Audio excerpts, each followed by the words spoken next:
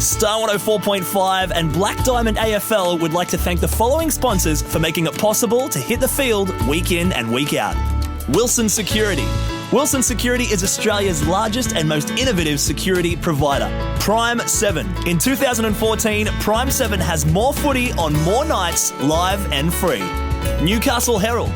The Newcastle Herald plays an integral part in the Hunter community. Star 104.5.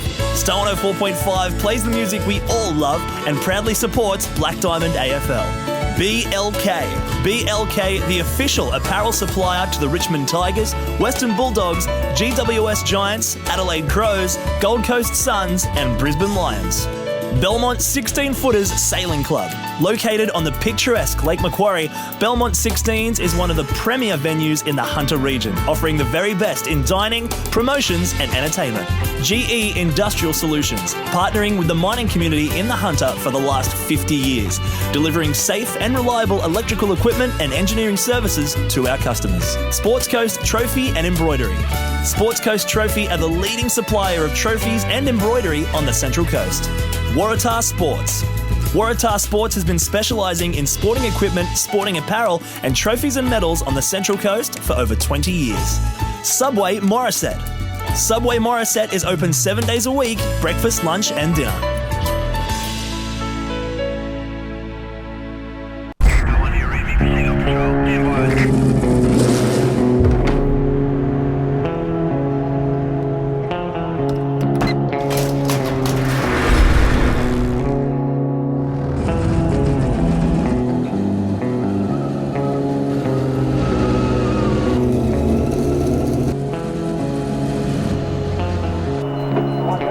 Car 33, proceed to level 2, check on its service.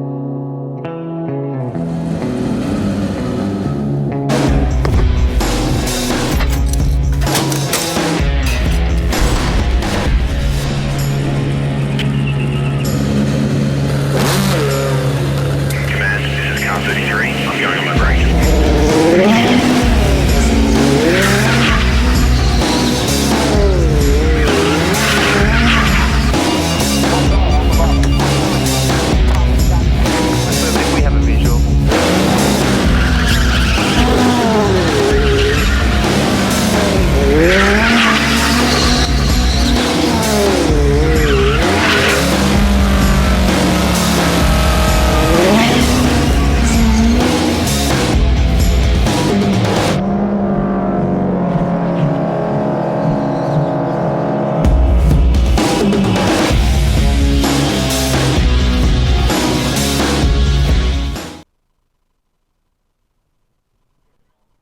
Good afternoon and welcome to Singleton here in the Hunter Valley. It is round 8 Black Diamond Cup action between the Newcastle City Blues and the Killarney Vale Bombers, originally scheduled as a Newcastle City home game to be played at number 1 Sports Ground in Newcastle due to inclement weather, which we've been saying a lot in the last few months. It was moved to Singleton for a 2 p.m. start here today, so just about ready to go. My name's Ryan Webster. Joining me, as usual, is Andy Baldwin. Andy, good afternoon, mate. Good afternoon, Ryan. Excited for this one, buddy. This is second and third on the ladder, only percentage splitting them. Very much. I mean, I'll tell you what, it's going to be a good game. The last three times these teams have played, it's all been Killarney Vale, but they've been all on the Central Coast. I think Newcastle have got the chocolates on this one. We're looking at the Newcastle side. They've had some good ins. Both the Knight brothers come back in, as well as Alex Mitchell and Rawnsley. A couple of late changes for the Bombers. Ireland will not be playing today. Coming into the side is Matthew Kay and Jake Greentree. You can see the two ruckmen. It'll be the Killarney Vale Bombers. They'll be kicking to the right in their traditional Bombers outfit, the red and black. Cameron Keys to do the ruck work for the Blues. They'll be kicking to the left of screen. Should be a really good game, this one. Both teams expected to go deep into the season in 2015. Only the one side in front of both of them. And it's Keast. He's rucked so well all year thus far. Gets a convincing tap down to his left-hand side, and it's a representative player, Macaulay O'Malley, who tried to get first hands on the footy. Baker's on the right side for a left footer. Just sort of crumbs it up forward. Courtney Knight, he's missed a fair bit of footy lately with a eye injury, but it ends up with Wilmot, who throws it on the right boot, and a free kick is paid. Beg your pardon, it's gone. Umpires. I think he's brought it back there. He has brought it back. What was an advantage, Andy? No advantage there. I mean, it'll be a free kick to Andrew Wilmot on an angle. Why wasn't it a goal? Well, Who knows? We'll let it go. We've got the umpires anyway. That was Stephen Bloom. Go through the umpires for us, Andy. The umpires are Jake Bateman, Stephen Bloom, and Joseph O'Brien. And the boundaries are Cooper Williams, Colin Goodenough, Luke Beavis, and Jake Lowe making his 150th game. Good work, Jake Lowe. And congratulations, firstly, to Andrew Wilmot. Kicks the first goal of the match after a free kick decision. It was brought back. It looked like he'd kicked the goal initially, but went back to Wilmot. And within minutes worth of game time, Andy, Newcastle City are on the board. They lead by 6 points. Wilson Security is Australia's largest and most innovative security provider, delivering a wide range of services to a diverse range of customers. For all your security needs, call Wilson Security on 1300 Wilson. Thanks a lot, Andy Baldwin. We've got a great group of sponsors here supporting the league, as well as Bar TV, who bring you all the coverage. Back in the middle we go. It'll be Keast again up against Lenson. Always an area that the Killarney Vale Bombers have probably been a little bit short in. Don't take that too seriously. That comes out there by Amity. It was a right foot kick for him. Might have been Geordie Evans who got a left-handed handball out there towards this far wing, and Mumford. Looks like he's a mile out of bounds, and it will be thrown in. Opening stages, first quarter, it was Wilmot who was the recipient of a free kick and converted the goal from about 30 metres out. As earlier mentioned, this game originally scheduled to be played at Newcastle number 1. As it's a pristine deck up there, they decided to move this to Singleton, where it is a probably just as cool, but the ground, you wouldn't even know it's been raining. It is very dry underfoot. Slight breeze as well that will probably favour Newcastle City. It seems to be going to the left of your screens. It's Newcastle City who worked the ball well to centre half forward, but scrappy early as you'd expect. Keast was in there. Also O'Malley for Newcastle City. No prior opportunity. Play goes on. Good umpiring early. Evans is in there, as is Wheeler. Wheeler didn't have it. It'll be a free kick. And Josh Wheeler, such an important player for this Newcastle City side. Didn't get up for the representative match, but he's a really pivotal part of this scene. Just chips it to centre half forward. These target was O'Malley. Looks like it's Alex Bailey in there for the Bombers. Couldn't get clean possession though, and City once again just worrying them out of the contest a little bit with their tackling pressure. We know it'll be hard and it'll be tough early. They're two really good tackling seeds, and as mentioned, we expect them to go pretty deep into September. Just classy there from Rawnsley. Towan's got it on centre wing. He's going to drive them forward. It's a 2-on-1. Scene's the only player there for the Blues, and it was a pretty good mark in the end taken by Tom Mumford, who's at centre half back for the Bombers. The Bombers this year 4-2. 2 losses coming against Warners Bay. It was a big upset at home, and Terry Galavoka, who looked to be in complete control again today. They look to be notching up another win down at Baddo Bay, as Castelnuovo put it on his right foot, but it was to no avail. And Pat McMahon, who in the last game we covered for Newcastle City was one of their better players. Amity just shanked it off the side of the boot, but it was good enough to hit Brendan Lewis in the end as skipper. And carrying on his great form from 2014 as Lewis, he's a very good player, well chopped off there by Wheeler. Read the ball beautifully and went in so hard. It might have been a collision of heads. The Killarney Vale player just sitting on his haunches. It looks like Bambrook. And it was definitely a head clash here. He doesn't look too well. Bambrook in the 34. Did you see that one, Andy? It was pretty hard. Yeah. Keast again. Big right-handed fist forward. He's dominating that ruck battle early. Little chip forward to centre wing. And it's well done there by Walford. Walford trying to keep it in, but it'll be another throw in. Well, last time these two were playing on Bar TV, they both had a struggle, but I must admit, you've got to remember the precious win for today. They'll go into second spot no matter what happens at Baddo Bay. Exactly. So the winner will go into second spot today, and we know that second's a very important position to be in come the end of the season to get that double chance. Strong tackle there laid by Scene. Scene over the boundary line again. Just the one scoring shot thus far. One straight kick to Wilmot for Newcastle City, converting from about 30 metres. What was that for? Pushing, Andy? I think for a hold, we're going to Ethan Lenson. Stephen Bloom's giving that one there. Probably giving away a few inches in height and probably at least 20 or 30 kilos in weight. Lenson's got a big job today to get over the top of Keast. Killarney Vale will have to combat that really well if they're to get over the line today. This is Dylan Smith switching the play out to the far side, and it'll be Amity who's got ample time to probably wheel around onto his left side, and he does. Goes the riskier option, but it was good delivery into Barrett. Killarney Vale now just controlling the footy a little bit more. Cartwright wasn't a great kick. He was after Lewis.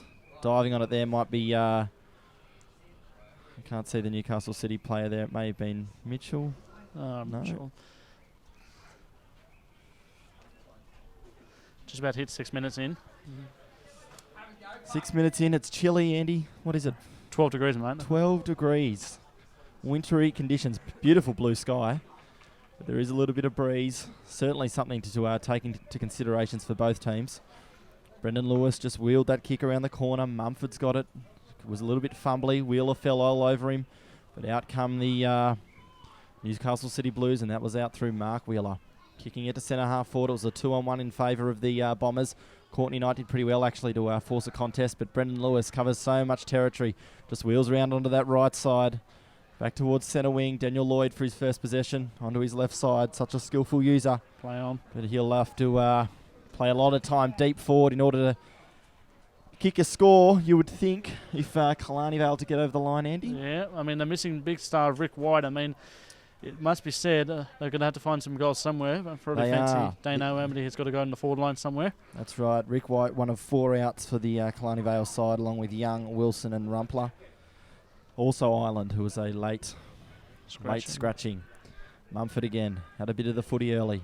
Away go Killarney Vale through to centre half forward. That'll be Debnam, just sort of placing the ball in front of him.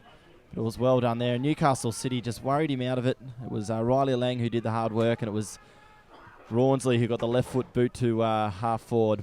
Barrett does the chopping off work there for the Bombers. The centre half back line for the Bombers has been very active early. Bailey goes long.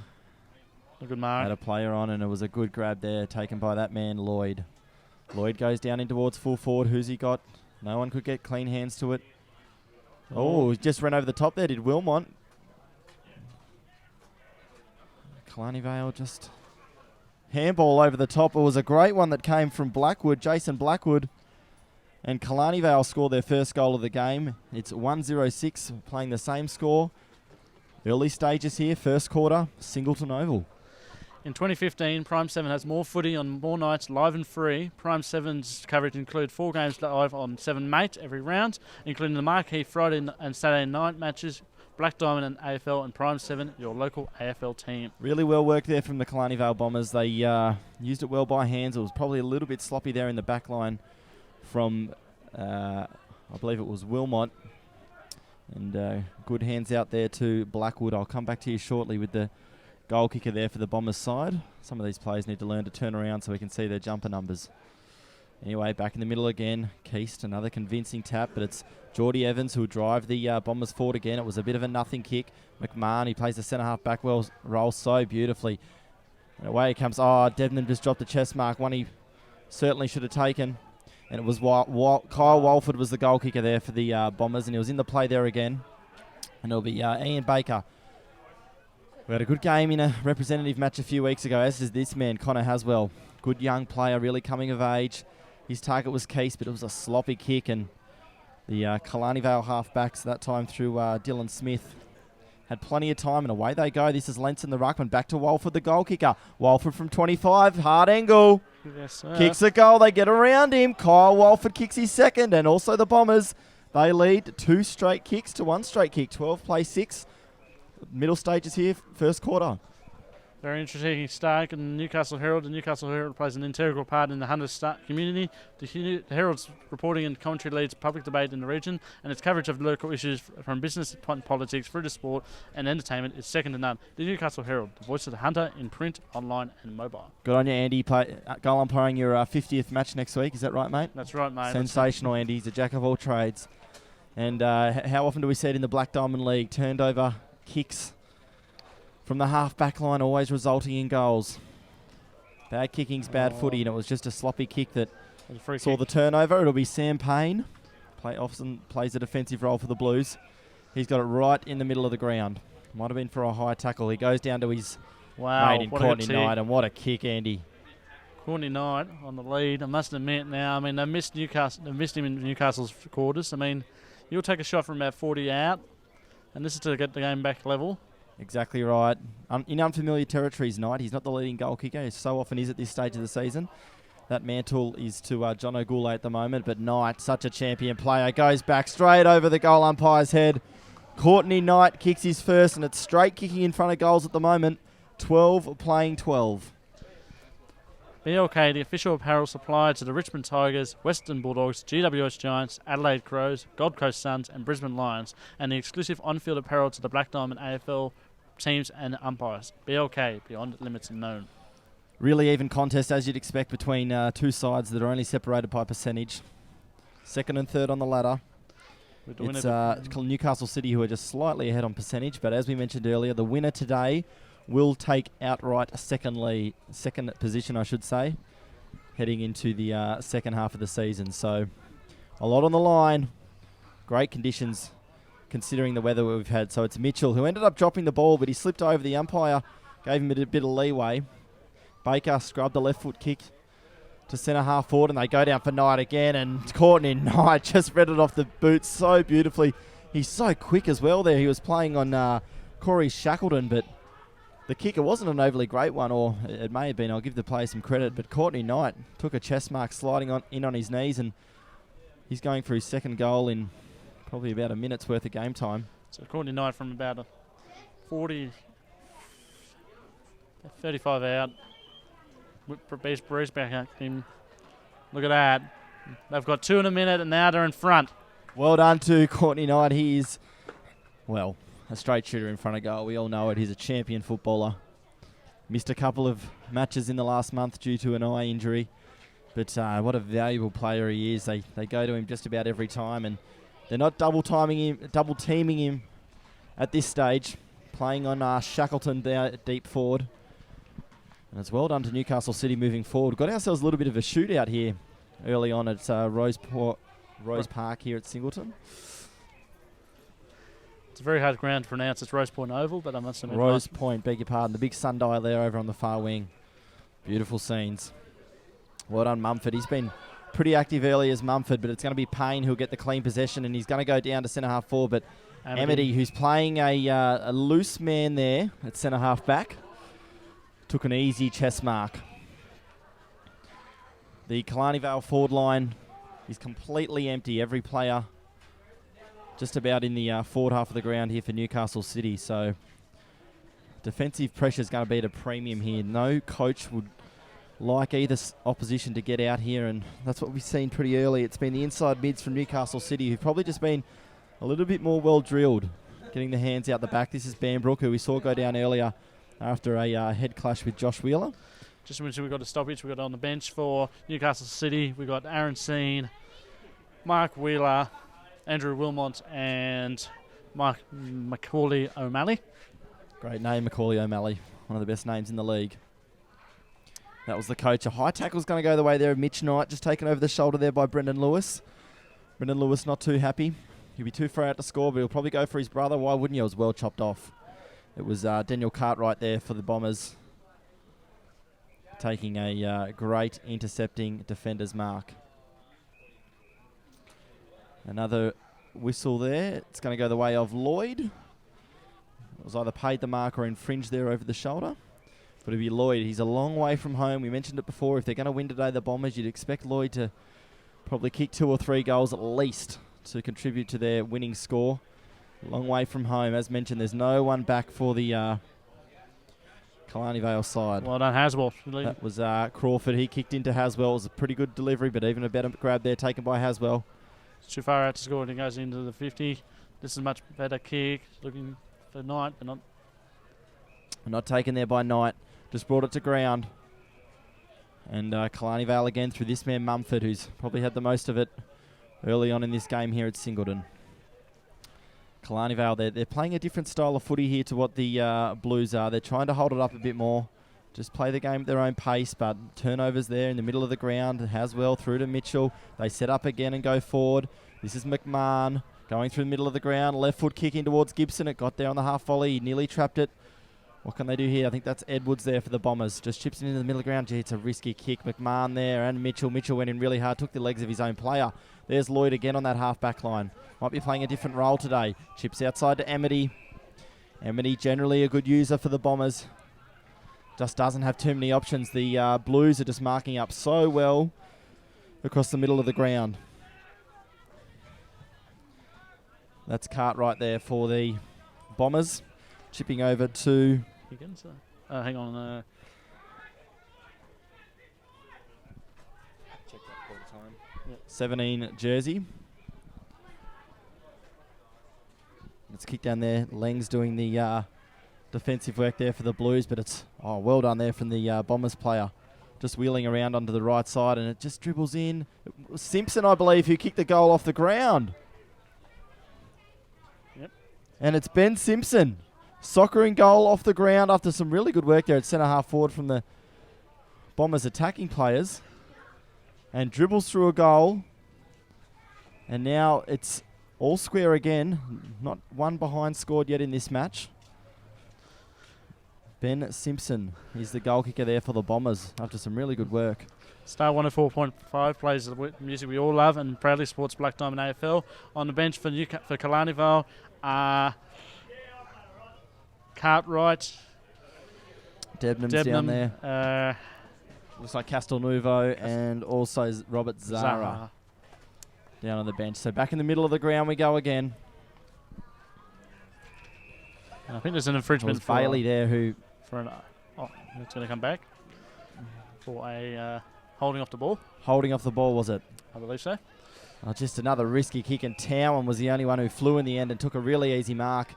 Considerably bigger bodies than the Newcastle City boys. He goes out for Haswell at centre half forward. Haswell, once again, uncontested.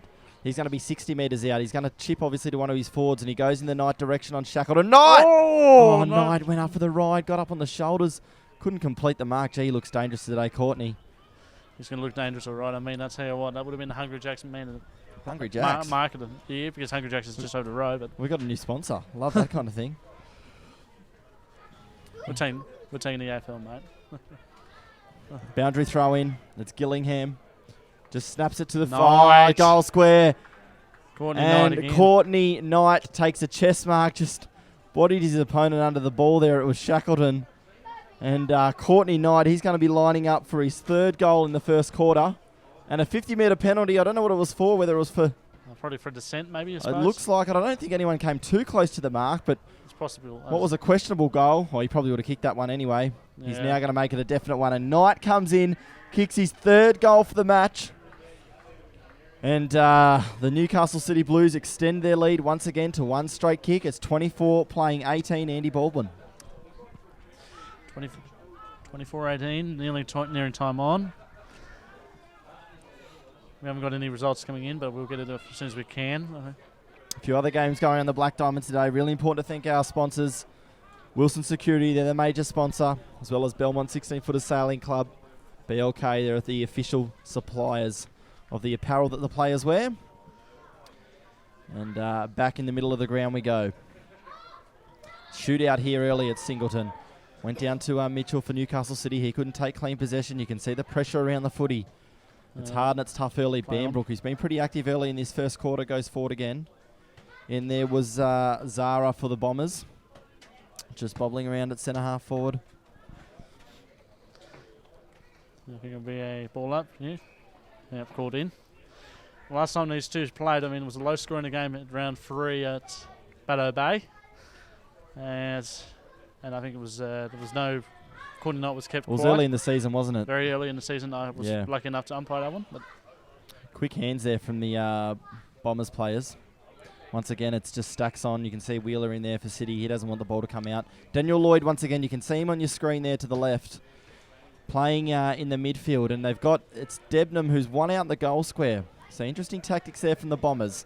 Wheeler wheels onto that left foot and goes round to centre half forward. But well done there. Great mark taken by Mumford, who's been super good early in this match here at Singleton. That's Barrett. Goes out to Brendan Lewis, who's playing up the ground. Plays on immediately. It's a pretty decent kick as well. In fact, it's better than decent. He hits Jordan Evans on a beautiful leading target. Lewis works hard. The Killarney Vale skipper wears his heart on his sleeve. Terrific footballer. Just chips over the top there. He might be going for Walford. Looks like he is, the goal kicker.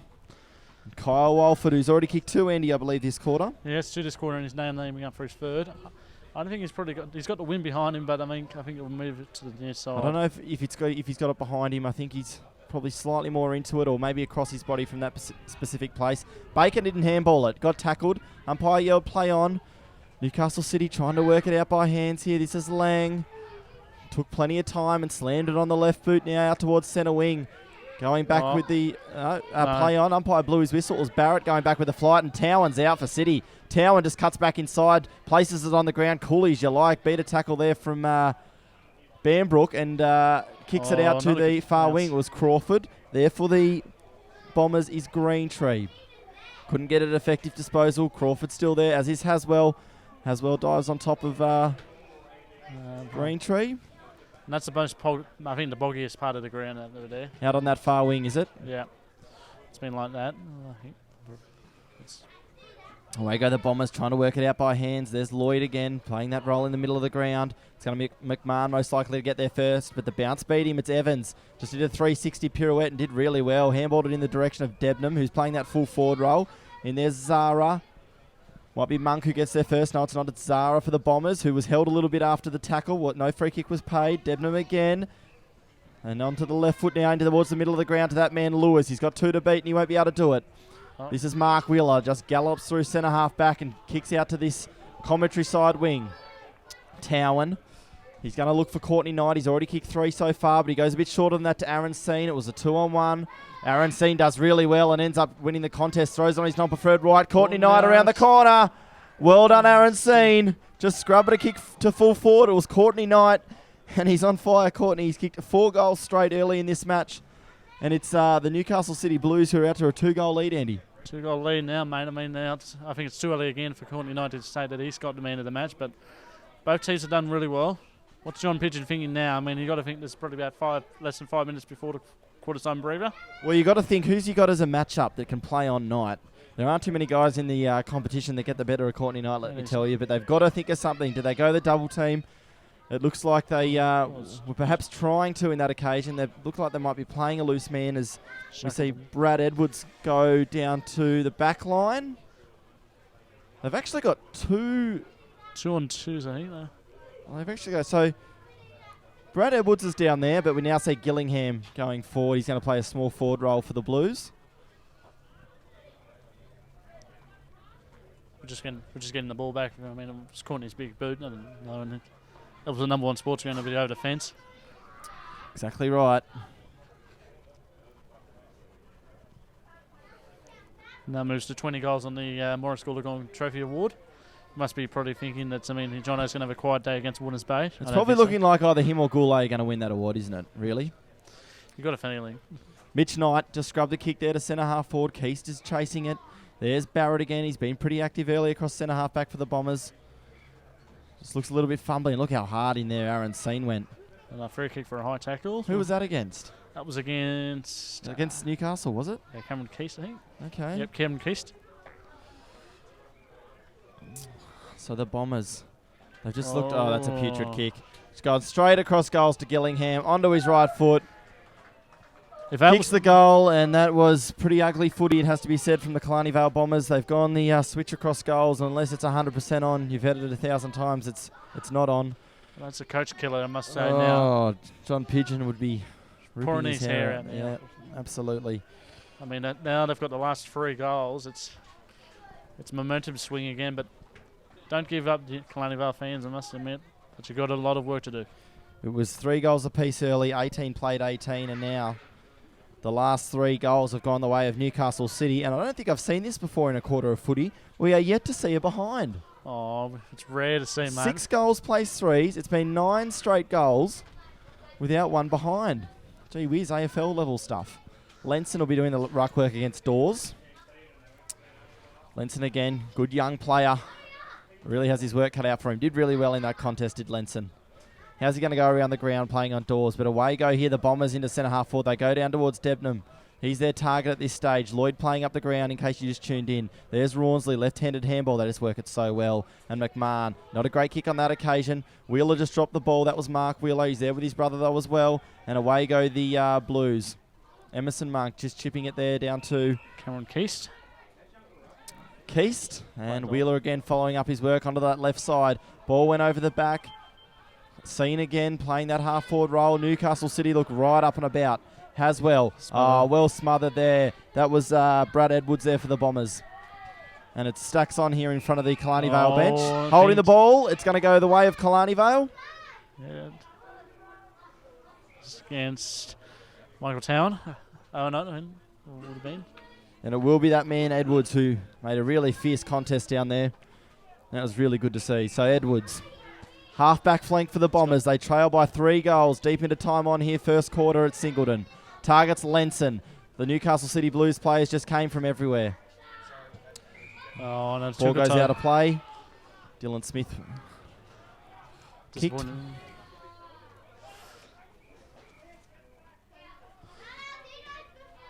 Going back for a boundary throw.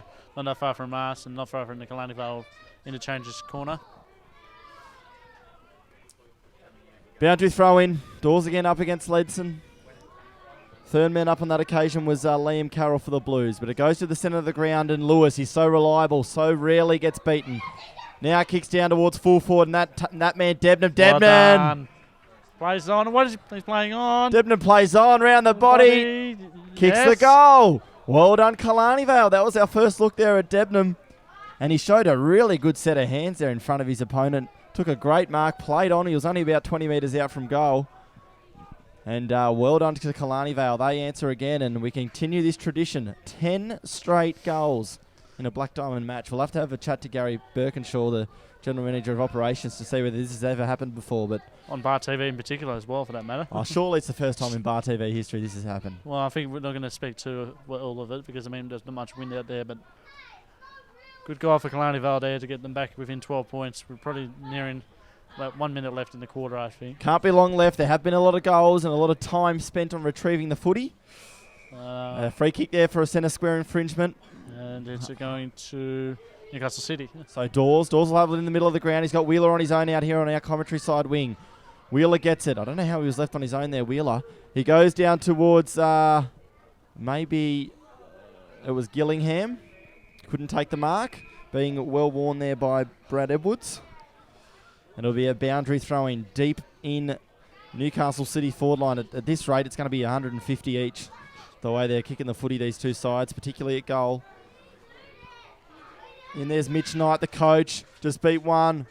Good little give over the top. Emerson Monk's in the orange boots.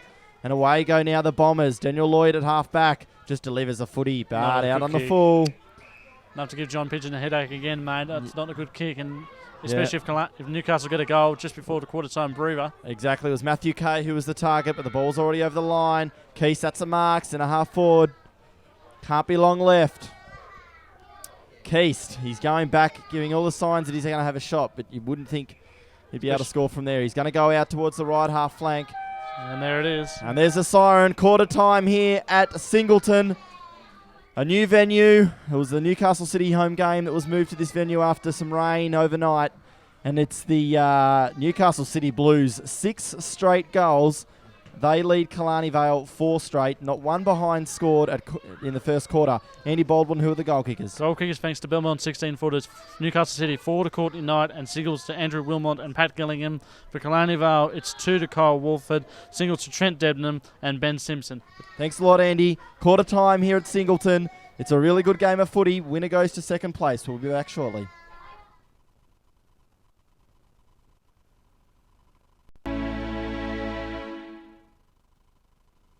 Star 104.5 and Black Diamond AFL would like to thank the following sponsors for making it possible to hit the field week in and week out. Wilson Security. Wilson Security is Australia's largest and most innovative security provider. Prime 7. In 2014, Prime 7 has more footy on more nights, live and free. Newcastle Herald. The Newcastle Herald plays an integral part in the Hunter community. Star 104.5. Star 104.5 plays the music we all love and proudly supports Black Diamond AFL. BLK. BLK, the official apparel supplier to the Richmond Tigers, Western Bulldogs, GWS Giants, Adelaide Crows, Gold Coast Suns and Brisbane Lions. Belmont 16-Footers Sailing Club. Located on the picturesque Lake Macquarie, Belmont 16s is one of the premier venues in the Hunter region, offering the very best in dining, promotions and entertainment. GE Industrial Solutions, partnering with the mining community in the Hunter for the last 50 years, delivering safe and reliable electrical equipment and engineering services to our customers. Sports Coast Trophy and Embroidery. Sports Coast Trophy are the leading supplier of trophies and embroidery on the Central Coast. Waratah Sports. Waratah Sports has been specialising in sporting equipment, sporting apparel and trophies and medals on the Central Coast for over 20 years. Subway Morisset. Subway Morisset is open 7 days a week, breakfast, lunch and dinner.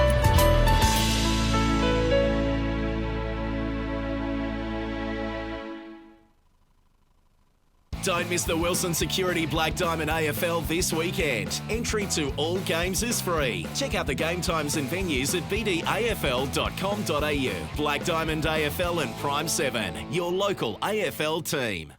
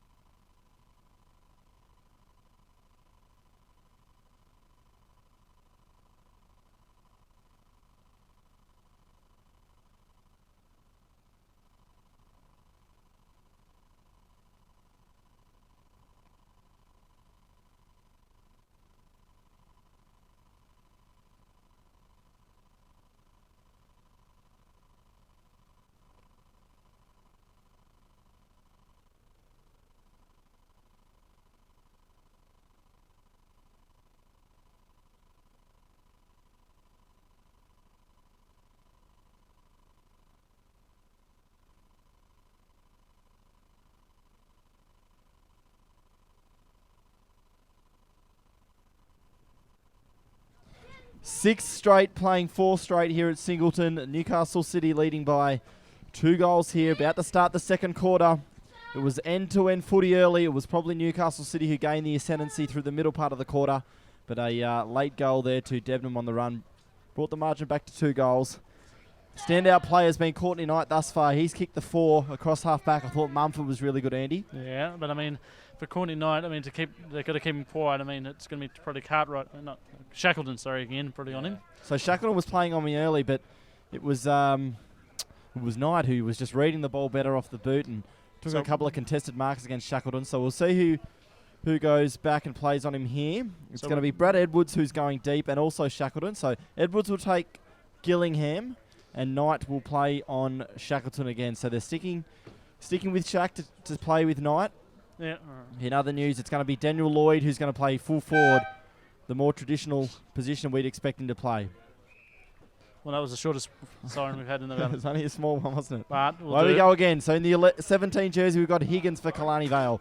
We expect him to play in 11, so apologies for that. Mumford couldn't get a little scrambly kick forward. Baker's in there. It's hard and it's tough as it was in the first quarter. We still can't come to grips that we just saw 10 straight goals, Andy. Not one behind there in the first quarter. It's Payne. Payne now to centre half forward. Haswell. Oh, Haswell just kept his eyes on the footy. He took a mark. He absolutely marked it. I don't think- Umpire was blindsided. Probably one just above the ground, maybe. Caswell deserved the mark there. Yeah, he wasn't happy. Connor, he kept his eyes on the footy. His opponent was looking to make a bit of body contact. But anyway, play on. Macaulay O'Malley just shovels out a handball. Payne's in there. Emerson Monk. Just waltzes around a couple of players. Down there's Crawford also. On the bottom of the pack there, though, it's well done. And Barrett there tries to effect a spoil. Walford again kicked a couple of goals in the first quarter. Dawes. Haswell on the left foot. Oh, what a mark! There's a Courtney Knight Courtney again. Knight will line up for number 5. Took a sensational contested mark. Once again in front of that man, Shackleton, and he'll just be scratching his head thinking, gee, I've come all the way to Singleton, and I could have 5 goals kicked on me early stages of the second quarter. What a mark there taken by the superstar Courtney Knight. So this is for 5 goals in 31 minutes, really, for him. No worries, sir. He's got 5. He's kicked it. He's kicked it. Courtney Knight kicks his 5th goal for the match after a sensational contested mark over the top of Corey Shackleton. Watch that one on replay, Courtney. That was impressive, mate. And they open up a 3-goal buffer here, Andy. Newcastle City look pretty good. They do, mate. I'll tell you what. But I'm going to say this early, but I might predict it. He might get a bag of 10 here today. He might.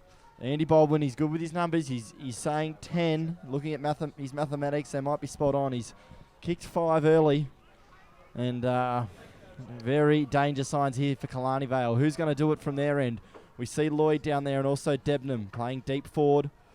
Apart from that, they've got a very open forward 50. They've got a few small forwards who are going to be playing up the ground. We just see Debnam now taking his player Rawnsley up there. So leaving Lloyd one out. They need to kick a score to Killarney Vale. Centre clearance is probably going the way of Newcastle City as well. It's the big bodies that are just getting on top a little bit.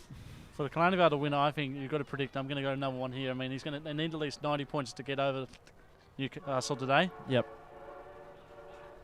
One of the rare grounds we have a nice railway in the background. Exactly. Baker now going towards his full forward line, but it's well done to Barrett.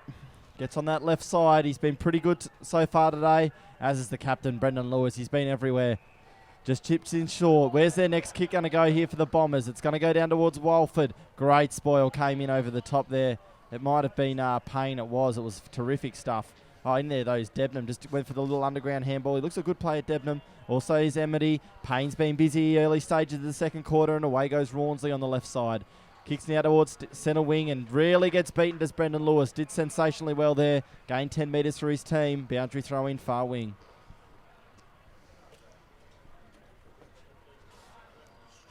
And it goes again. So it'll be Keast up against Higgins. Walford just trying to will his side forward. On the bottom of the pack, it seems like every time, though, Newcastle City come up with the footy. Boundary throw up. Keast convincing tap over the top. Baker will be first to the footy, keeps the ball in play.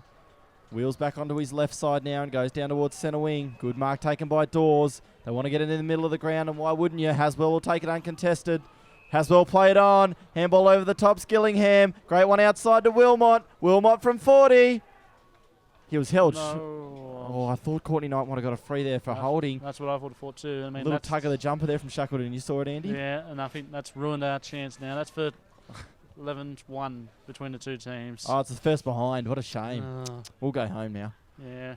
We've got the next train from Singleton Station just across the road from us. That's right. Lewis kicking in duties. Kicks to himself. Gets a good 60 metres worth of distance. Baker will be there first for Newcastle City. He just dropped it, Baker. Might have got boot to it. Comes now to Emerson Monks there for Newcastle City. Was clean. But a very good punch there from Evans. Wilson Security is Australia's largest and most innovative security provider, delivering a wide range of services to a diverse range of customers. For all your security needs, call Wilson Security on 1300 Wilson. Thanks, Andy Baldwin. Goal umpiring his 50th game next week is Andy. He does it all. Gillingham. Baker's been busy, gets so much of the footy.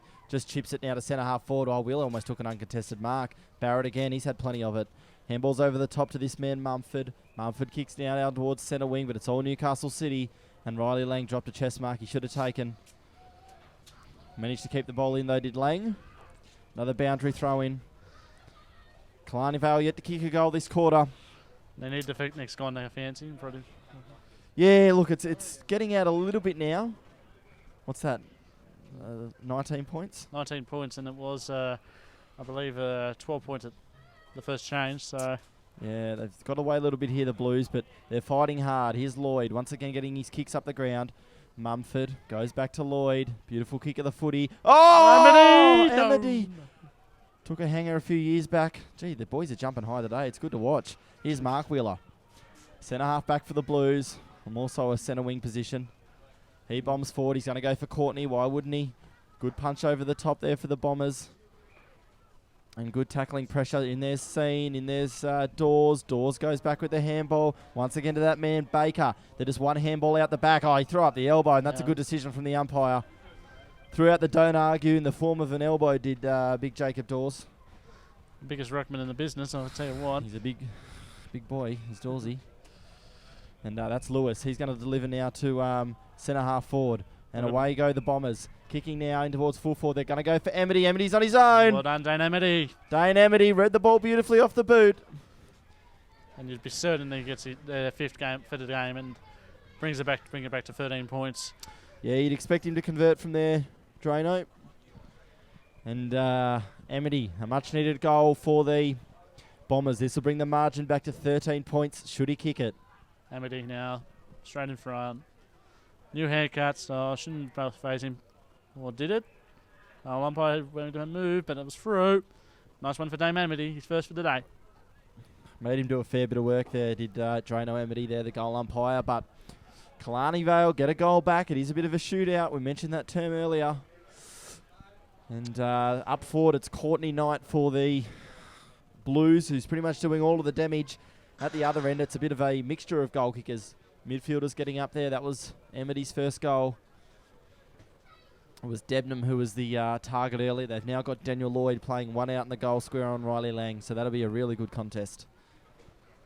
Back in the middle of the ground, it'll be young Alenson taking on the Man Mountain in Cameron Keast. Number goes in. Oh no, another free kick, and I think it's this time again another infringement from Killarney Vale inside the square. Who's that going to? It's going to go to Cameron Keast, and then again it was the second time today. Yeah, that went Newcastle's way, didn't it? The first one. I remember Dawes taking it. So second time today they infringe. The Bombers. Towant goes back to Gibson. Plenty of time to use the footy. It's a left foot kick in towards Gillingham. He's playing on Edwards. I like this young Edwards. Emerson Monk lays a good tackle to Edwards. He was held there, surely Monk there by Mumford. Umpire didn't pay it. Monk butters up again. Everyone buttering up. Gillingham. Gibson. Punch forward there by Evans. Zara there lays a pretty good tackle on McMahon. Centre half forward here for Newcastle City. They lead 13 points after leading by 2 straight goals at quarter time. Not much has changed in this match. It's tight and it's tough in close. Newcastle Herald, they play an integral part in the Hunter community. The voice of the Hunter in print, online and mobile. We thank them for their support. One of the fine sponsors, Newcastle Herald. I mean, has a beautiful sports page on the Friday afternoon, which I read after work. Very good. They always cover a little bit of the local footy as well, which is great. Gillingham just held up there again. Evans and Barrett do the tackling. I've liked the play of the halfbacks for Killarney Vale. They've been full of run. They're willing to take the game on. It's probably at the full forward line where Courtney Knight's really got a hold of them and pretty much looks certain to score every time the ball goes near him. He's got 5 goals early. We're only halfway through the second quarter. Trying to think of the last time that Courtney Knight kicked back at 10. I mean, Gary wouldn't know, but I mean, he's not here. We'll find out probably a little later on. I think he kicked 8 goals in the Gary McBain winning performance in the grand final a few years ago against Terrigal. He was sensational that day. He looks pretty good again today. Mitch Knight, the captain, ended up getting a handball out the back to Aaron Seen, who just pumped it forward. Did really well, Seen. Dawes, he's quick for a ruckman, but the kick just goes to no one in particular. And Lewis, the skipper, who sits in great spots, Brendan Lewis, takes a pretty easy mark. He goes for Debnam, and that was pinpoint as well. Debnam shows a little bit of candy. Goes now down towards centre half forward, but cut off by Riley Lang. The target down there was Bailey for the Bombers. Lang just read it better. It looks like both sides might be playing a loose man in the back line. So Knight, Haswell, back to Lang again. Plenty of numbers here for City. Not a great kick. Made Wilmot work for it. Got plenty of time though. And Wilmot just chipping into the middle of the ground. And it's Towan. This is the important kick. The one in towards centre half forward. Not a Misses good the kick, target man. again. It'll be Simpson there. Who kicked a goal early in the first quarter, Andy, I believe. Yes. And Goes out to his skipper, Lewis. He's with McMahon. He's got a little kick around the corner. Clever play, Lewis. Very clever play. very far wing again. I mean, we can't really much see from here, but it's still. Yeah, long way out there. The kick missed Evans, but it was Zara who did well to gain possession. It was a good tackle there by O'Malley. Keast just dropped the ball stone cold. Good tackle there laid by Cartwright, but it wasn't rewarded. And there's Monk, and there's Lewis again. He's had plenty of it. Pat McMahon again. Good tackle. Keast, O'Malley. They've been better by hands of Newcastle City, but that's a terrific tackle. Once again, unrewarded. And then that was time. rewarded. And that one was rewarded. I thought he actually handballed it there, Alex Mitchell. It looked like a hand from there. They probably could have got one or two earlier, though. Mm. So, Zara, centre wing. Great tackling pressure there from the Bombers. That'll please John Pidgeon no end. Yeah, but they need to get up to the attacking zone. I mean, otherwise, if Courtney's on his Who's going to kick the goals, Andy? from Killarney Volley's point of view, I mean, you've Yeah. got to probably think Blackwood's there for a reason, I suppose. In the meantime, Gillingham chops off the kick, but it's once again a turnover. Turnovers are killing them in Newcastle's now. I mean, Mitchell, as a player Well, and coach. yeah, they both got that loose man in the back line, and it's been easy work getting it out of half back, but it's been this kick that's almost let down both sides. Amity was taking Amity will high. get, yeah, absolutely. He'll get a free kick, Amity. Drano to his friends as he goes in long into the 50. Nice little kick. Punch Oh, across good the punch. I don't know whether it was Riley or it was either Riley Lang or Rawnsley, but it was a good punch, Andy. Very good. And thanks to a little bit of our sponsors again for the other ones like BLK, Belmont 16 footers, Subway Morissette, there's a few others I can think of. Star 1045, Wilson 104.5. Security. Man of the match today will get the $20 Subway voucher. Thanks to Chris Bishop. So Baker through centre half back. It's his target there, who was Monk. Right. And Monk with the switch across goals. He's going to go to Lang, who's getting a lot of easy footy across the back line, just playing that loose roll. Wilmot, this is the next kick. This is where Sitting they've been down in the struggling. hole there is Bailey for the Bombers, so he can't just bomb it long. He has a bounce, does Wilmot. Now he bombs it long. But once again, as anticipated, it's all Killarney Vale. Well, maybe But that the bounce almost did him for a little bit, but it was really well done there by Dylan Smith. Smith goes to centre half forward, just jumped early. I'll tell you what, And that's a free kick to Keast. every day of the week, mate. I think it was Greentree who tried to take a hanger on the biggest man in Australia. Wasn't to be. Alex Bailey, beg your pardon, Alex Mitchell. Away goes Towan, centre wing, handball inside. Where's Oh, well chopped off there by Bambrook. It was the Baker hand pass that would have seen Newcastle City released. Umpire will ball it up, centre wing.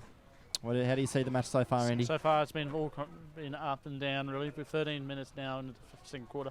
Killarney Vale, I think, probably need another next 2 goals just to assert a bit of dominance, but Yeah, you never exactly know. right. O'Malley oh, just kicked it over the head there of his half forward. And there was Mumford. Oh, O'Malley, strong contest. Oh, and down and out is a Killarney Vale player. I can't see who it is. It might be Dylan Smith, I think, laying on his back. We'll come back to that anyway. Tackled well there was Haswell. It was by Bambrook again. He's a great defensive player. doesn't look good for He does a lot of tagging work. And that contest there at centre half forward for City was almost pretty sickening. And I don't know whether they're going to stop play here because they're going to kick it straight over the top of him. Anyway, play goes on. Lenson took a great contested mark on centre wing. Lenson goes down in towards Walford. Wheels round onto the right boot. Who's he got up forward? Not too many people. It's a small forward, and his name is Greentree. Greentree just does pretty good work, but the kick let him down. And as we look back to centre half forward for the Blues, or the half-back flank for Killarney Vale, I think it's Dylan Smith who's on his back. He doesn't look well. Doesn't look well at all. Probably mate. got a head clash. He hasn't done He hasn't moved. I mean, too much moving. I don't know what they're looking at the umpires. I think they've got to stop the game here. I think they should, but I mean, They have. they have. So 14 minutes into the second quarter, we're going to see a stop in play. There was a hard collision here. Oh no, beg your pardon. It's Cartwright. Daniel Cartwright on, and then he's on his. We'll have a little stoppage of play. Both teams will go to their huddles for Yep.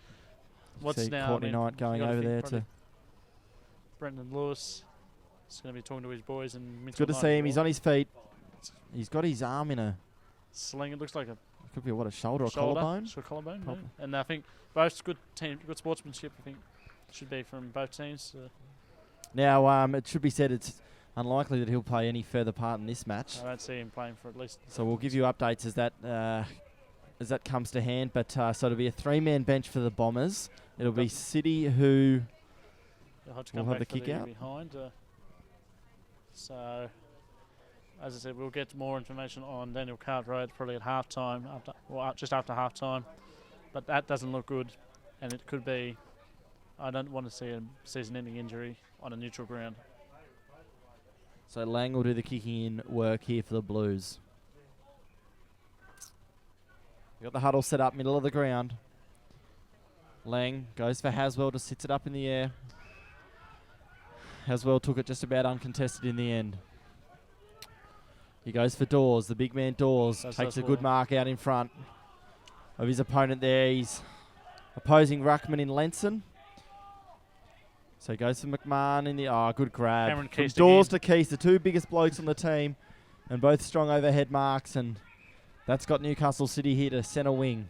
They'll go forward again. That's a hand grenade. Straight up in the air. Lewis, you'd think, would kill that one and does. Down there is McMahon. Played it front and centre really well. But going back is Mumford, who has played the halfback position so well for Killarney Vale today as Tom Mumford. Out to Debnam, who started the game at full forward. He's going to go out even further wider to Greentree, who attempted to hang out earlier on Cameron Keast. Greentree goes to centre half forward. Was just chopped off. And that man again, Riley Lang, who's getting a lot of the footy across full back. That was Mitchell there for City. And a little chip kick into Baker. So Baker playing that role. We're so familiar that he plays across half back, just the quarterback. Dawes, and they're out here, Newcastle. Emerson Monk will get there first. The bounce isn't overly kind, but he's good enough to get it. Beat a tackler. Comes inside to Wilmot. Goes down to Scene. Scene will wheel around onto his left side. Where's Courtney? He probably wants number 6. There he comes. He's deep on his own. Kick wasn't a great one. Taken beautifully on the half volley there was Bailey. In there's Monk. Well tackled, Monk. Got a handball out, though. Good decision. Scene's tackled now. And well done, Killarney Vale. Good pressure. Good back pressure. Mumford got the kick forward again. He went for Walford, but back there's Rawnsley. Just loose players there for Newcastle City.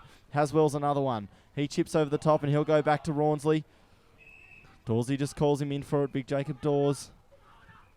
And Rawnsley into this congested back line here for Killarney Vale.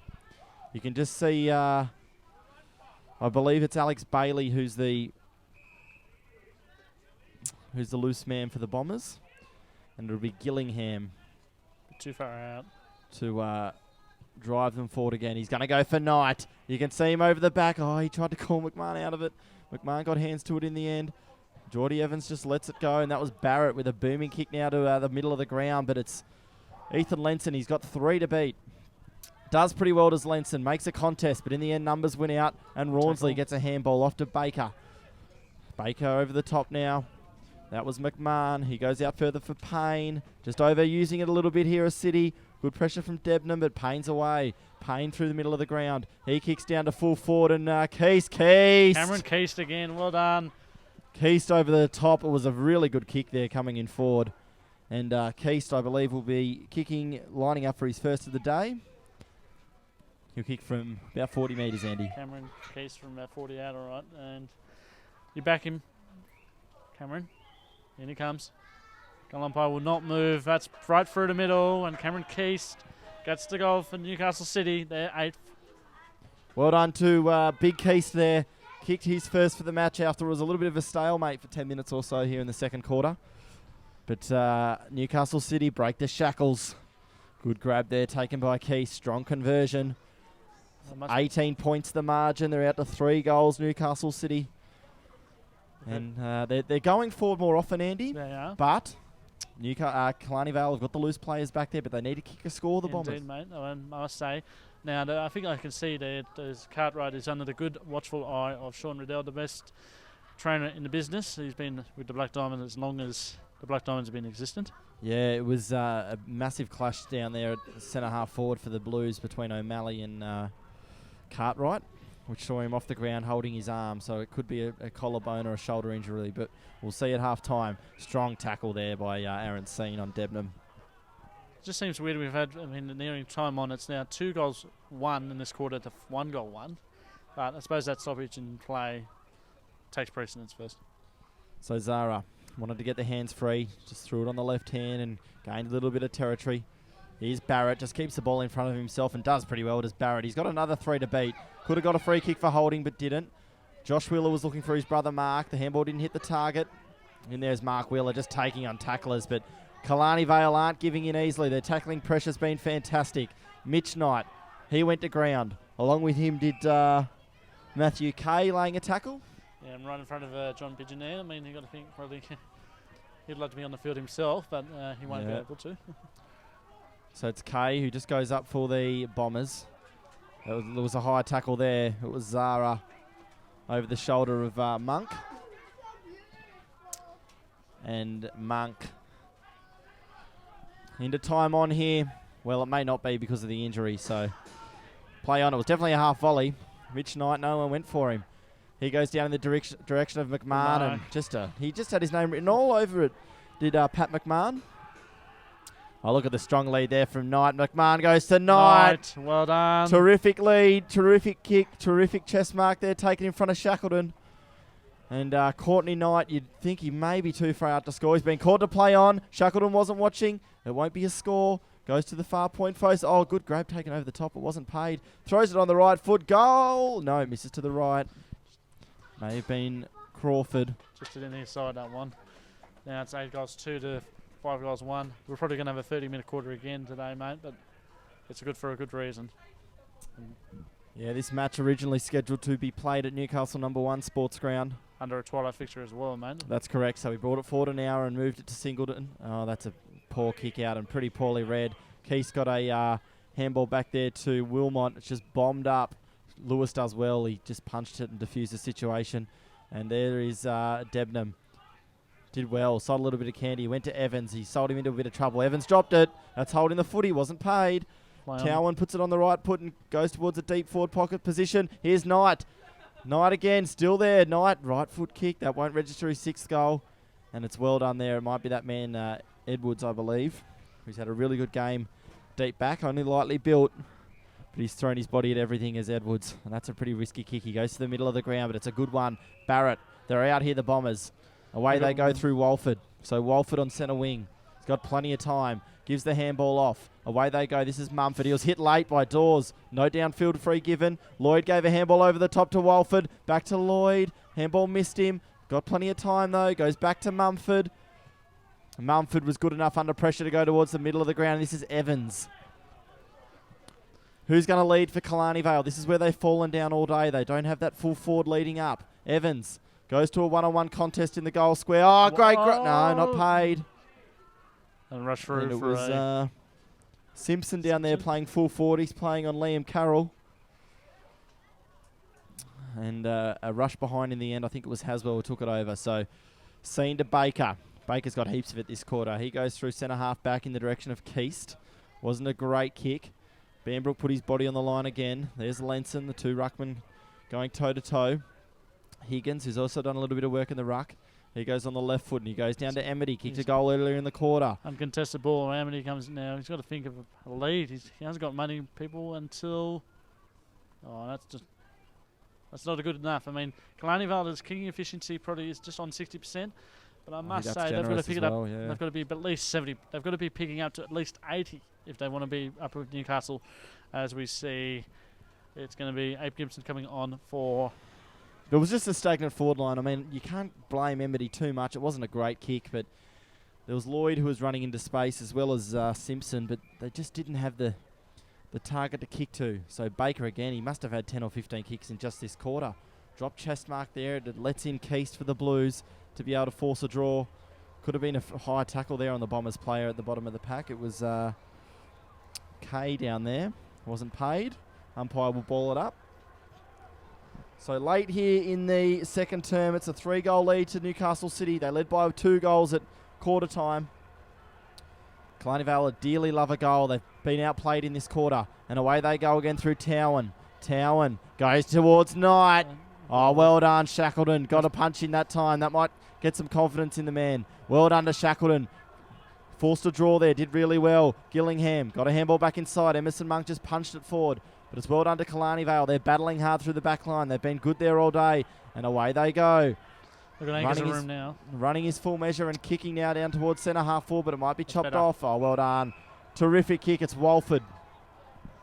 Walford, and they're out here. Lenson takes a mark. He's on his own at centre half forward. Left-handed handball went to Simpson. Simpson sold a bit of candy. Goes on the right boot and kicks it out on the full. That is just bad play from Killarney Vale. They could have easily had Amity. It was open out there in the forward, and must have been bad candy sold. Bad candy. Very bad. Bad candy, Andy. It was Banbrook who did the good work there at across half-back for the Bombers as Green Tree comes onto the ground. Should be enough time left for a score. Wheeler, left foot. Dangerous kick and a very good mark. Oh, chopped off. Lloyd played on. Lloyd, and he missed it. Oh, Daniel Lloyd. Daniel Lloyd, I must admit that could have easily been a good goal just before half-time. And there's the siren. Well. Yeah. Oh, Lloyd. Boy, oh boy, mate, I tell you what. Took the mark, chopped it off, and elected to play on. He missed to the near side, so it will be a 17-point margin at half-time. Newcastle 50. They lead Killarney Vale 33. Andy Baldwin, the goal kickers, please. Goal kickers thanks to Belmont 16-footers. Newcastle City 5 to Courtney Knight. The singles are Andrew Wilmot, Cameron Keast, Pat Gillingham, and for Killarney Vale 2 for Kyle Wolford, and singles for Dana Amity, Trent Debnam, and Ben Simpson. But the big story hooking point at half-time will be the future of Daniel Cartwright in there with the future of Sean Riddell. Must be said, I think there'll be only a 3-man quarter for the rest of the game for Killarney Vale. They'll have to make twice as much. They've got some issues now with Cartwright going down. It was a big clash with O'Malley at half forward for the Blues. Came off holding his shoulder or collarbone, so it doesn't look good for the young man. That quarter definitely belonged to Newcastle City. They lead by 17 points at half-time. We'll be back with the second half shortly.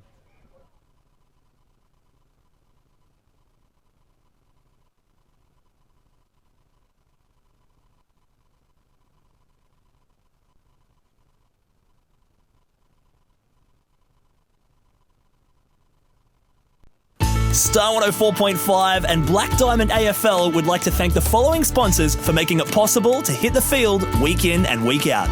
Wilson Security. Wilson Security is Australia's largest and most innovative security provider. Prime 7. In 2014, Prime 7 has more footy on more nights, live and free. Newcastle Herald. The Newcastle Herald plays an integral part in the hunter community. Star 104.5. Star 104.5 plays the music we all love and proudly supports Black Diamond AFL. BLK. BLK, the official apparel supplier to the Richmond Tigers, Western Bulldogs, GWS Giants, Adelaide Crows, Gold Coast Suns and Brisbane Lions. Belmont 16-footers Sailing Club. Located on the picturesque Lake Macquarie, Belmont 16s is one of the premier venues in the Hunter region, offering the very best in dining, promotions and entertainment. GE Industrial Solutions, partnering with the mining community in the Hunter for the last 50 years, delivering safe and reliable electrical equipment and engineering services to our customers. Sports Coast Trophy and Embroidery. Sports Coast Trophy are the leading supplier of trophies and embroidery on the Central Coast.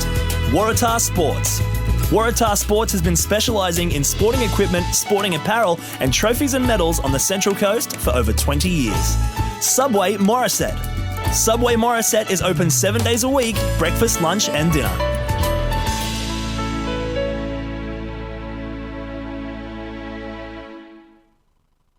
Don't miss the Wilson Security Black Diamond AFL this weekend. Entry to all games is free. Check out the game times and venues at bdafl.com.au. Black Diamond AFL and Prime 7, your local AFL team.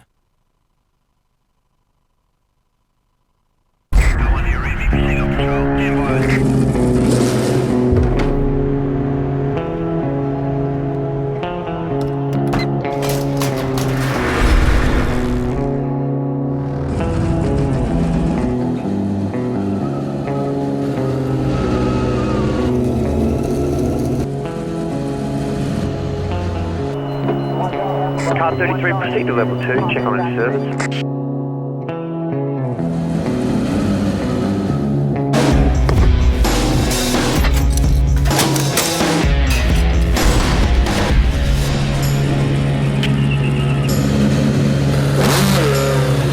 Command, this is Car 33. I'm going on my break.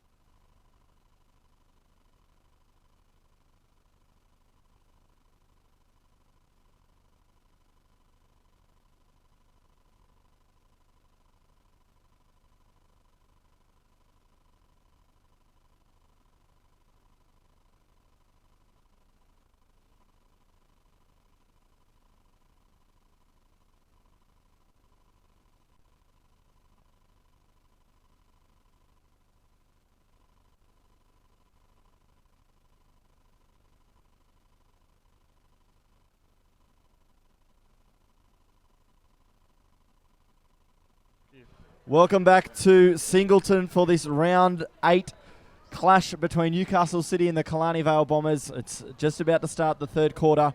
Before we do so, we've got Andy Baldwin with some scores from around the grounds. Andy.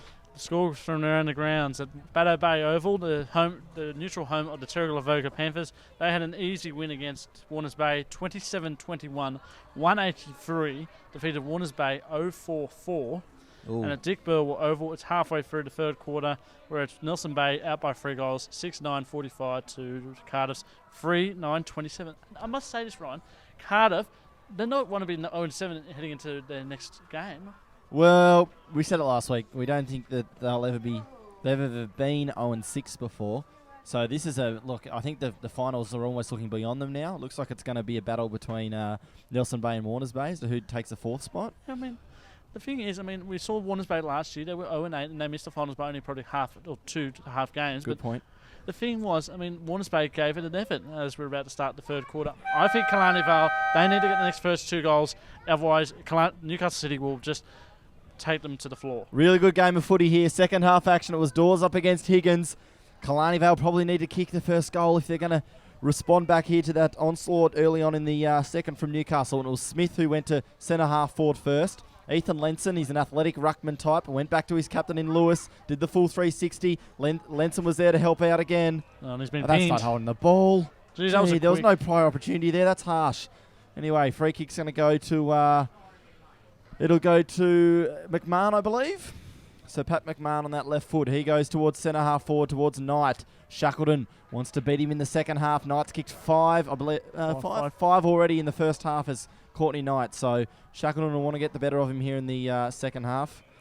And it got out on the full. Jeez. That was above the knee. Well, I'll tell you what, Oh, that was a bit harsh. Green tree. I saw that come off the top of his quad, so I think that's the wrong decision again. Anyway, Wheeler goes in towards full forward. Killarney Vale again under extreme attack. Oh, Knight just tried to work Shackleton under the ball there, but it was well done to Barrett. And Barrett comes out here to the centre wing side, but it's Rawnsley with his name written all over it. Dropped an overhead mark. Did well to lay the tackle after the initial ball up. Dropped mark. But a couple of decisions there going against the way of Killarney Vale, but they were good enough to hold out. And they'll want to build here for their first attack, hopefully for them. For the second half, it's Debnam. Played a little bit of time in the forward line. Does go out of bounds. They gain 20 metres. Well, Killarney Vale will be playing with 21 men now because, we've noticed it now that yes, Daniel Cartwright's down street clothes. He's out for the rest of the game with a fractured collarbone. We believe that's the case. It was a hard collision midway through the second term with Macaulay O'Malley, so he'll play no further part in the match. He'll probably miss a few weeks as well. You look around the Killarney Vale list, they need these players, Lewis, Evans, Daniel Lloyd, Dane Amity. They need to lift. They need to drive their team back into this match because the senior players of Newcastle City are just getting on top around the ground a little bit. So who are the match winners here for the Bombers? It'll start with the skipper in Lewis. He's had a good game so far, it has to be said. Good tackle there laid by Higgins in the 17 jumper for the Bombers. Ball up, centre half forward. Early stages, just 2.5 minutes gone here in the third quarter. 17 points the margin in favour of the Blues, but it's well done there to Daniel Lloyd. It's a one-on-one with Amity.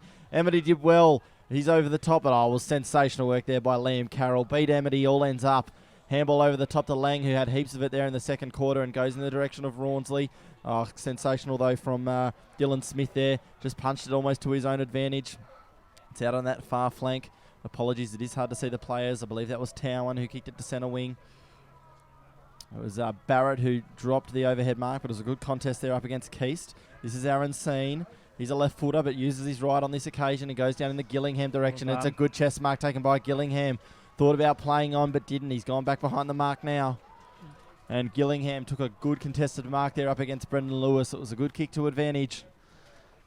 You'd think it'd be too far out to score from this distance, but he's got a ping, isn't he? Is he? No, I wouldn't think it. It's too far out, but you never know. 50 out on that angle. He's got the breeze behind him. Not to be. Misses to the near side. Gillingham. He covered the distance. Couldn't register a major score. So still well and truly in the game, Killarney Vale, absolutely, but they need to start putting on some scoreboard pressure. They haven't really had a a typical forward target to kick to today. They've had midfielders who have chipped in, and Debenham's kicked a goal. Lloyd he's yet to hit the scoreboard, and it's now Emmety who's playing the lone full forward. He's got pretty much half the ground to himself, Emmety, playing down there on Liam Carroll. So Daniel Lloyd at half back. That's the way they've played today, the Bombers. Going forward now in that Emmety direction. He's playing on Carroll, as said, but Carroll, for the second time in 5 minutes, beats Emmety. Emmety had a little slip. Unfamiliar surroundings here at Singleton for both teams. I mean, usually it would be a number one today, but I mean, thanks to the Singleton City Council and Singleton AFL Football Club to bring this game here. Yep. Good stuff. It was rain affected Newcastle number one. There was a decision made this morning at about 7 a.m. I got the text. It was in a bit of an extra drive up to Singleton, but we don't mind when we've got a cracking game of footy. On a very dry surface. It is a little bit windy, but you wouldn't know there's been rain up here. Well, there might not have been rain up here. Who knows? We're that far from home. Anyway. Play on now, out on the far wing. Dawes is there. He's good below his ankles. Castelnuovo's been pretty quiet. He was just shoved there by Wheeler. Play on was the call. Look at the bodies, the big bodies of Newcastle City, though. Just laying tackles. You see Mumford there on screen. I thought he's been really good for the Bombers. One of their better players across half-back. You know, it's strange to think when we had the first 11 goals straight. Now we've had, since then, 2 goals, 6 between both teams. Yeah, so the first, it was 11 goals straight, was it? First before or behind? Before or behind. And then it's been a bit tough for both teams, but as I said, I mean, both teams need a winning score. Anyway, so that was Towan. He kicks down towards centre half forward. He's going towards Keast. Well done to Brendan Lewis. Giving away a few inches in height there, but just jumped over the top and spoiled it. He's almost in the best players every week for his side, Brendan Lewis. Very good leader for his club. And it was very solid in a representative match a few weeks ago for the Black Diamond in a win over the NEFL under-22s. Castelnuovo, well tackled by Scene. The tackling pressure has been sensational from both sides. But it's probably been the transition play, the attacking play, Andy, of Newcastle that have got them this lead. Plus also the kicking efficiency, I suppose, as well, from Killarney Vale hasn't been rock solid. Yeah. As it's decided it's Newcastle's 50. True that. In there was Green Tree there for the Bombers. Comes back out though. Emerson Monk got the handball back to Wheeler, who loads up on the left. Geez, got some distance on that. Well done there. Terrific spoil there. Shackleton it was over the top of Courtney Knight. Killarney Vale again. They've held up the kicking in danger. Very much the kicking in danger. And I'd have to see a replay. I didn't think it was there. It looked like it was instantaneous, the kick and the hand on the footy. I think the kicking in danger rule is if the player's got clean hands on the footy and it's kicked out of them. It didn't seem like it was on that occasion. That's an expensive free kick to give away, and directly in front. It'll be Abe Gibson to have a shot. Abe Gibson is going to have a shot, Andy. Have a shot, and this will put it out to 24. And I think that might be a bit of a barrier for Killarney Vale. They need a bit more pressure on. There's Abe Gibson now. Looks nice off the boot. It's through. Abe Gibson gets the first of the quarter. And the margin now out to 24 points. So, Gibson kicks the first goal of the quarter after a... what's this now? We've got a... Okay. I believe it's... So, the umpire blew his whistle. I'm not sure if we're going to... I don't know what's We don't going have a on. VAR TV replay. Okay, so it was a goal to Newcastle City, and it's going to be a free kick into the middle of the ground. I saw Green Tree having words with the umpire, and it looked like he was paid a free kick against him for dissent, perhaps. It's possible dissent. So it's going to be Dawes. I think that was the most likely scenario there. So after a good few minutes from Killarney Vale, they have a goal go against him, and another forward thrust here from the Blues. Haswell's there.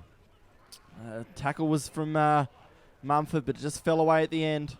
Oh, and another drop mark.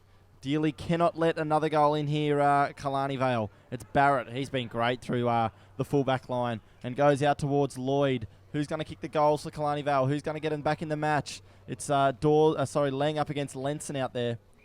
And it'll be a boundary throw-in. 8 and a bit minutes gone here, third quarter. They're running at the moment with the Blues, Andy. Yeah, and I must admit, Killarney Vale's missing Rick White a lot now. I mean, we saw Courtney Knight missing a couple of games to Newcastle City just recently when we've had him. And now it's Rick White for Killarney Vale. They will be hoping he comes back next week for their next big fixture. Exactly, so it is a massive out, as well as Jackson Island, who we thought would play today. was a late exclusion. So there are 2 massive outs. Both players were in the best for Killarney Vale last week.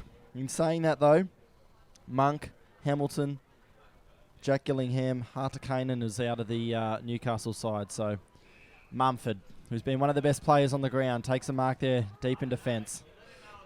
Kicks out towards the half-back line. This is where they've really struggled, Killarney Vale, getting at this past this part of the ground. Over there on the far side again for a throw-in.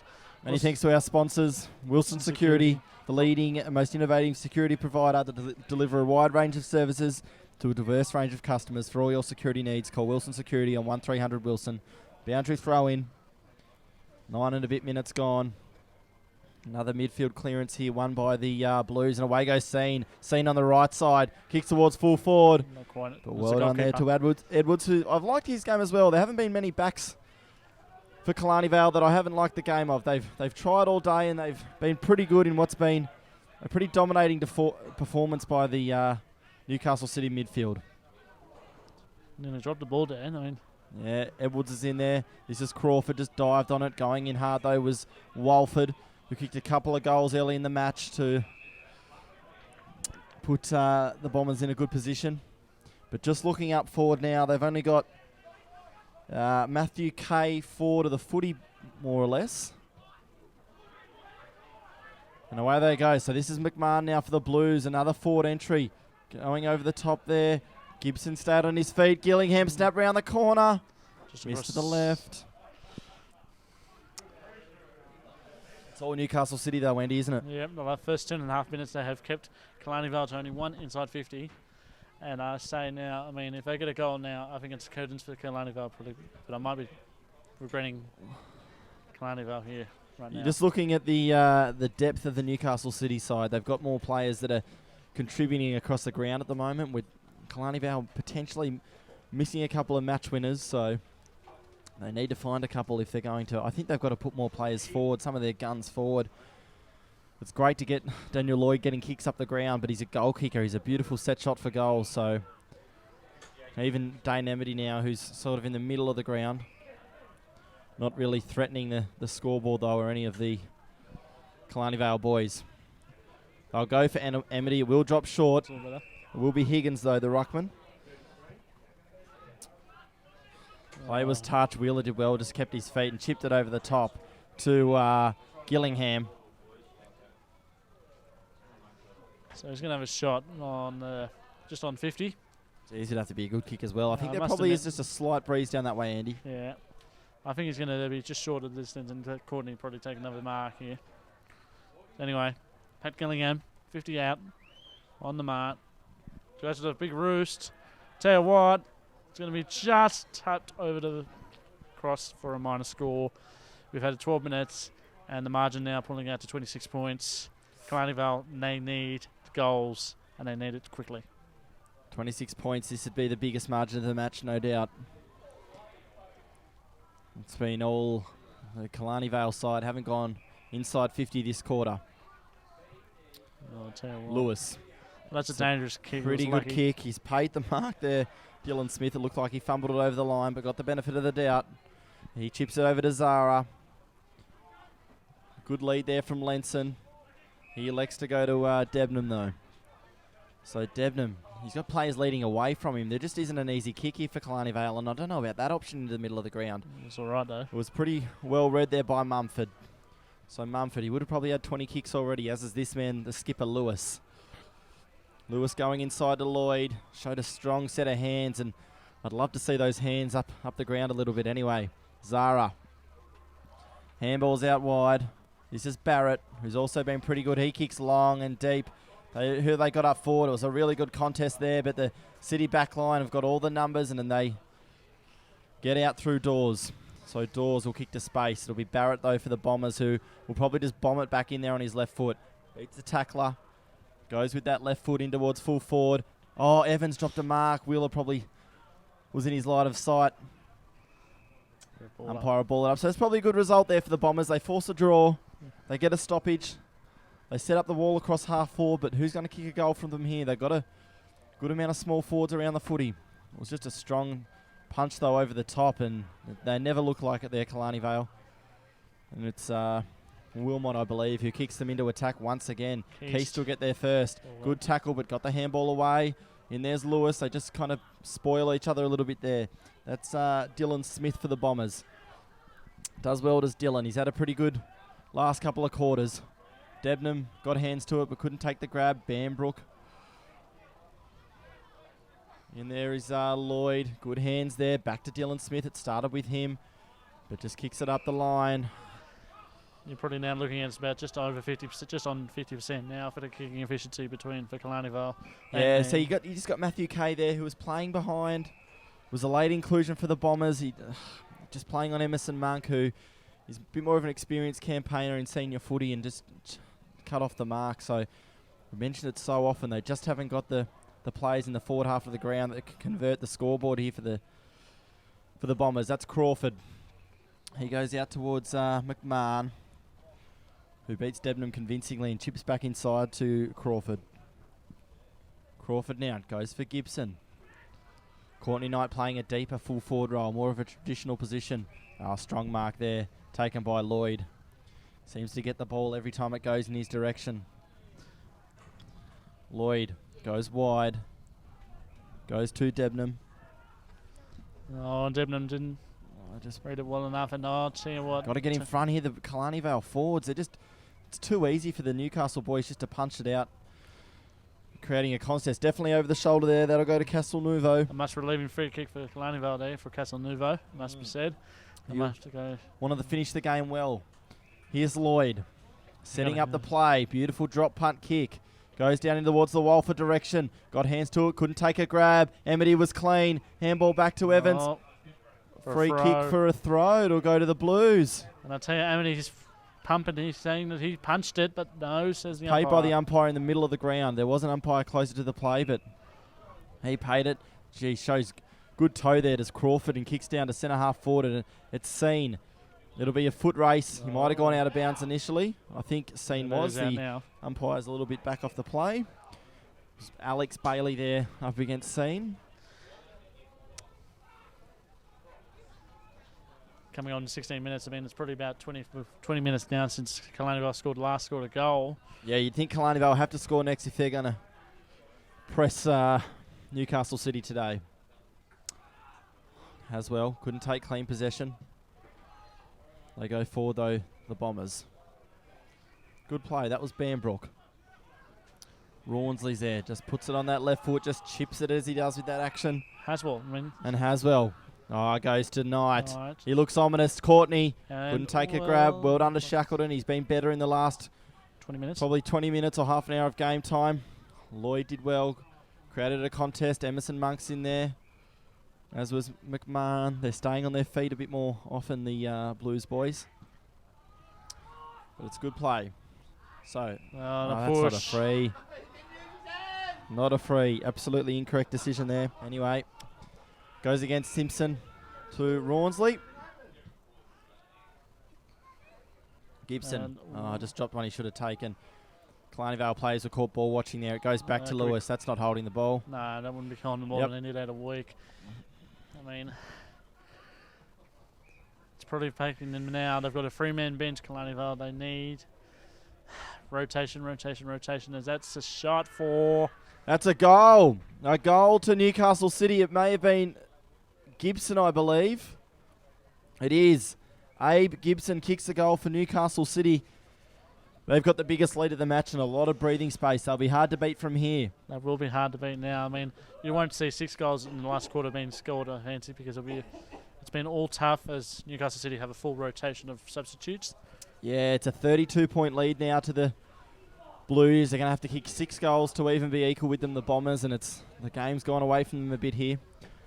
Undermanned side, as we mentioned earlier, they're without Ireland and White. And now Daniel Cartwright as well. And Cartwright heads it down for the Bombers. They need to do something to respond. Back in the middle of the ground, it's Higgins up against Dawes. Good handball out there by Alex Mitchell. And it was Mark Wheeler who kicked it to centre half forward. He goes for Crawford. But it's well done. Killarney Vale, they just work the ball out of centre half back. They've been good the half back line. We've mentioned it so much. Dylan Smith. It was Banbrook who did the good work earlier. He is seen on his wrong side. Goes to the right boot in the direction of Knight. Shackleton wearing him like a glove, and that's Edwards back there.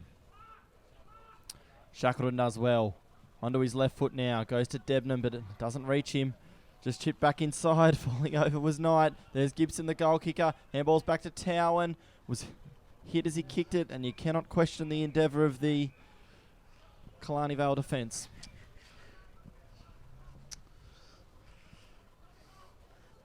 Just about nearing time on in the third quarter.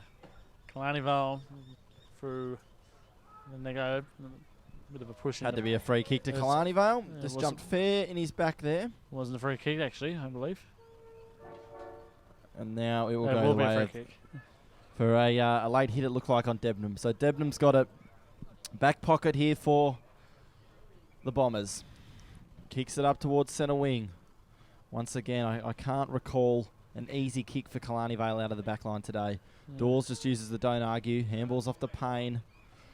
Payne sets them up. It's once again, you've got to take your hat off to Shackleton. He's worn Courtney like a glove. The last probably half an hour, 40 minutes of game time, he's at least battled a draw with him. Towan. Round the back to Rawnsley. Scrubs a left foot kick to centre half forward. But it's well done here to the Bombers. They force a kick out to centre wing. And a move. It'll be Baker, though, who'll get there first. He'll want his left side and goes to it. And just a nice chip kick in there to Mark Wheeler. So Mark Wheeler just sets it up. Try and mark that one. Oh yes. They do. Gillingham.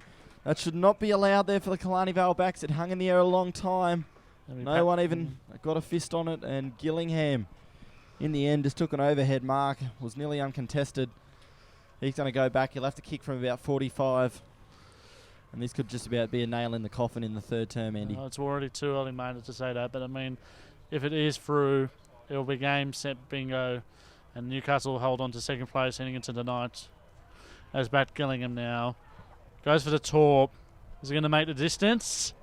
Yes, Drop sir. punt in the end. Well done to Gillingham. That's his second for the day. Sensational kick there from Gillingham. That's his second. And Newcastle City open up again. 71 playing 33. We're into time on here in the third quarter.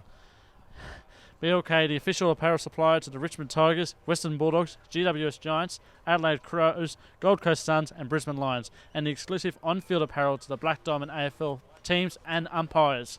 BLK, beyond limits known. Yep. Thanks a lot, BLK. You see their jumpers a lot now in the AFL. Yeah, well, best in the business, huh? Dawes got the tap and worked it to his own advantage. He's brained him today. Payne just running through centre half forward.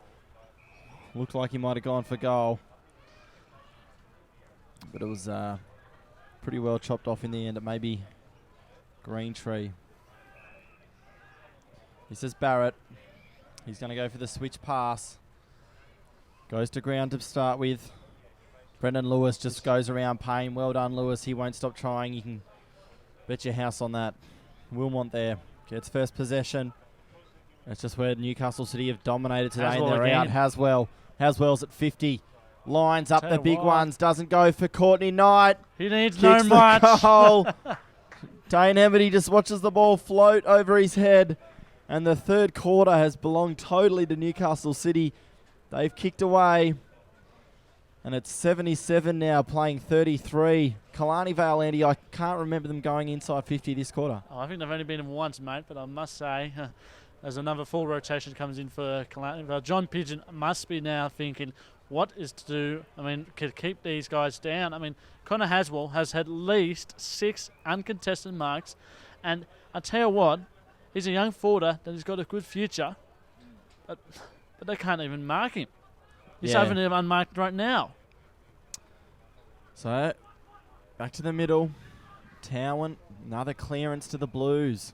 Has to start in the middle. Well done, Debnam. Just attack the footy, but the way they're going, he's kicked it straight into Banbrook. Here's Emerson Monk. What can Pigeon do just to stop the bleeding? Chips it over the top. This is Crawford. He's had a pretty good quarter, and now goes inside to your man, Andy. It's Haswell. That's number 7 uncontested marks. He's taken apparently a 7th uncontested mark. About 35 metres out from goal. And you back him from here, probably. You surely think. I mean, despite the confusion of having a fall over just then, this is for his second in a minute. Haswell. And he's not today got it they've through. well and truly got the foot on the throat here, the Blues. You don't want to kick them while they're down the Bombers, but the third quarter they've just been outplayed in every area of the ground. You do have to feel for this man with the footy, Brendan Lewis. He's played a pretty good game across the full back line. This is not going to go looking well for their percentage on heading into their next game, it must be said. It's going to be Brendan Lewis to take it in from the behind from Connor But there's just Haswell. no easy kicks as you look out across the ground, and that one, Just was in time. centimetre perfect in the end. It was actually a really nice kick. It went to Lloyd. So Lloyd out towards the direction of Debenham and Bailey. It's good play there by Payne, and especially from this man, Mark Wheeler. Just grubbers one in forward. Barrett's had a fair bit of the footy. Back towards centre wing. They've been beaten here convincingly, Killarney Vale, but it's well done there to Zara. So Zara, can they go forward? Can they muster up something from this third quarter here, the Bombers? All the numbers there were with the Blues. Goes back to Debenham. He looks inside. That's a pretty good kick to Banbrook. Banbrook plays on. He goes long, but no one home. The goalkeeper's in there again. I mean, well, the full-back, as we should say. Just a non-functioning forward line. It was Rawnsley then who went out to Towan. Just turned Evans inside out. Towan, easy as you like, goes out towards centre wing. Good contest there from Mumford. He looks a little bit proppy as he gets up. Scene's in there as well. And away go the Blues to Alex Mitchell. McMahon, tackle slid off from Lloyd. Goes over to your man, Haswell, Andy. Haswell was tackled. Scene was as well. Well done, Emity. It was a little better from Dane Amity, and it'll be Doesn't like what he sees, Emity. He just wanted to lay a tackle. And that was three-quarter time. Three-quarter time here at Singleton. And that quarter completely there belonging to the Newcastle City Blues. They lead 78. Killarney Vale 33. Did not score in that third term. Who are the goal kickers, Andy? Goal kickers for thanks to Belmont 16-footers. Courtney Knight still stuck on 5, but there is 2 to Abe Gibson, 2 to Pat Gillingham, singles to Andrew Wilmot, Connor Haswell and Cameron Keast. For Killarney Vale, 2 to Kyle Warford and all singles to Dane Amity, Trent Debenham, Ben Simpson. It's three-quarter time here at Rose Point Park. We'll be back with the fourth quarter in a few moments. Stick around.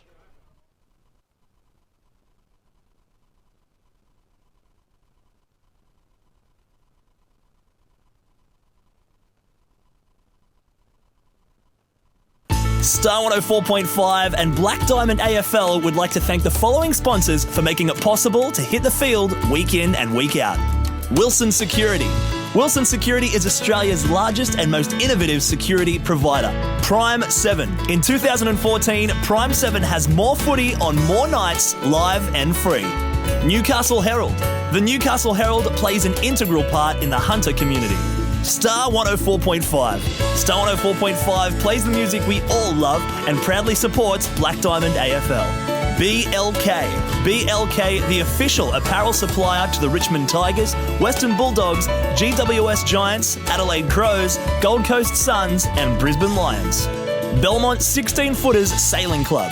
Located on the picturesque Lake Macquarie, Belmont 16s is one of the premier venues in the Hunter region, offering the very best in dining, promotions and entertainment. GE Industrial Solutions, partnering with the mining community in the Hunter for the last 50 years, delivering safe and reliable electrical equipment and engineering services to our customers. Sports Coast Trophy and Embroidery. Sports Coast Trophy are the leading supplier of trophies and embroidery on the Central Coast. Waratah Sports. Waratah Sports has been specialising in sporting equipment, sporting apparel and trophies and medals on the Central Coast for over 20 years. Subway Morisset. Subway Morisset is open 7 days a week, breakfast, lunch and dinner.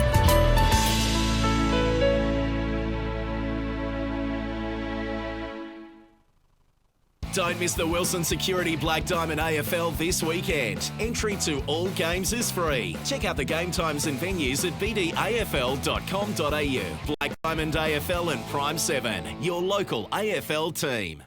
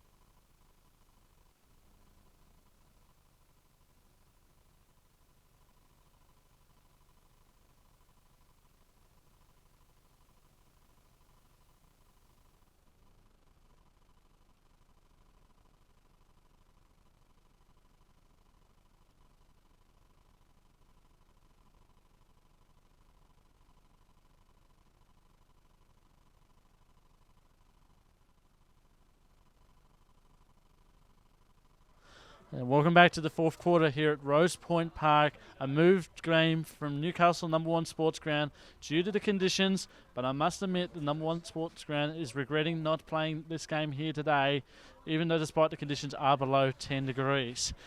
Back with me is Ryan Webster. Ryan, what was said, do you think, at both huddles for a quarter time? You look at Killarney Vale, they were trying to keep their heads up. They looked a little bit dejected there late in the third term. Newcastle City full of running. Killarney Vale, their backline's just been under so much pressure all day. They haven't really been able to get it past the centre of the ground. They're a little bit undermanned, as we know, but they want to finish here with a really strong showing to take into next week. It looks like they're going to be third after tonight, so still plenty to work on, but plenty of positive signs also. It's just been Newcastle City who have been just a classier team all around the grounds. You can almost see as well that the bigger bodies are hurting Killarney Vale through the midfield. They've dominated the clearances of City. Anyway, here we go. Fourth quarter from Singleton. It'll be Higgins again up against Dawes. And Dawes again, as he's done all day, gets another convincing tap out. This time Mitch Knight goes to centre half forward where it's seen. Debnam now is playing at the back end of the ground. And there's a high tackle. High tackle, it's going to go Against might go to Haswell. Haswell, I mean. Towan, beg your pardon. So Towan's got it at centre half forward. He's going to kick now down in towards that man Haswell. Just turned his opponent inside out, but was tackled really well there in the end. And well, I'll tell you what, that was uncontested ball from Pat Gillingham. Just kept his eyes on it the whole way. Running back with the flight. Took a terrific overhead mark. And he'll line up 15 metres out from goal. It looks like this quarter might start the way the third was played. Yeah, and this will be interesting now for its third. I must admit, it'll be looking very safe now for Newcastle City. Going to second place, Gillingham. Tell you what, made the goal umpire move again, but I must admit it's through this time. And that's his third for the day. And Newcastle City get their 13th for the day. Yeah, good play there by, all the Newcastle City players basically. It was a good mark in the end taken by Gillingham and was good enough to go back and convert. How many's he got today? He's got 3 for the day. He's got 3, does he? Good return from a medium-sized forward, so congratulations to him. But this is running away from the Bombers now. It's getting like a bit of an ugly scoreline. Yeah, an ugly scoreline, all right. What's John Pidgeon now going to think? I mean, he got a week. His next games for Killarney Vale will be even more tough back at home. He's got the team's got as it'll be Jack Bateman to have a throw up. Next week, Killarney Vale have got Cardiff at number 1. Hang on. Killarney Vale have got Warners Bay. At Warners Bay is Fagan Oval. Okay, so last time those two teams met, it was Warners Bay who upset the Bombers, so they'll be looking for a win desperately. This is Seen. He's been one of the best players today. He's been on the bottom of everything. Comes back to Monk, chipping in the Haswell direction. Haswell used his body beautifully. Well, we can count that as a contested mark. Did sensationally well there, did Haswell. So he'll have a shot from about, just on about 44 out. Goes in short. That's the wise move, and he does well. Goes to Seen. Terrific play, Haswell. Goes to Seen, who's just been tireless today through the middle of the ground, Aaron Seen. He'll be lining up freeze first. The left footer, he comes in. He'll kick from about 40 metres. And he comes. Looks nice. Oh, lovely off the boot, Aaron Seen. The boy from Tasmania. Yeah, boy from Launceston. Goes over to Haswell, says, thanks for the chip pass, mate. And Aaron Seen, he'd certainly be in the running for the Subway Morisset Man of the Match today. Yeah. As well as a few of his teammates, it must be said. So, back into the middle of the ground we go. I'd love to know a stat, Mr. Stats, on how many goals in a row that's been for Newcastle City. It must be probably 7, 8. We're looking at 8 now, plus. Probably 8 goals in a row. Yep.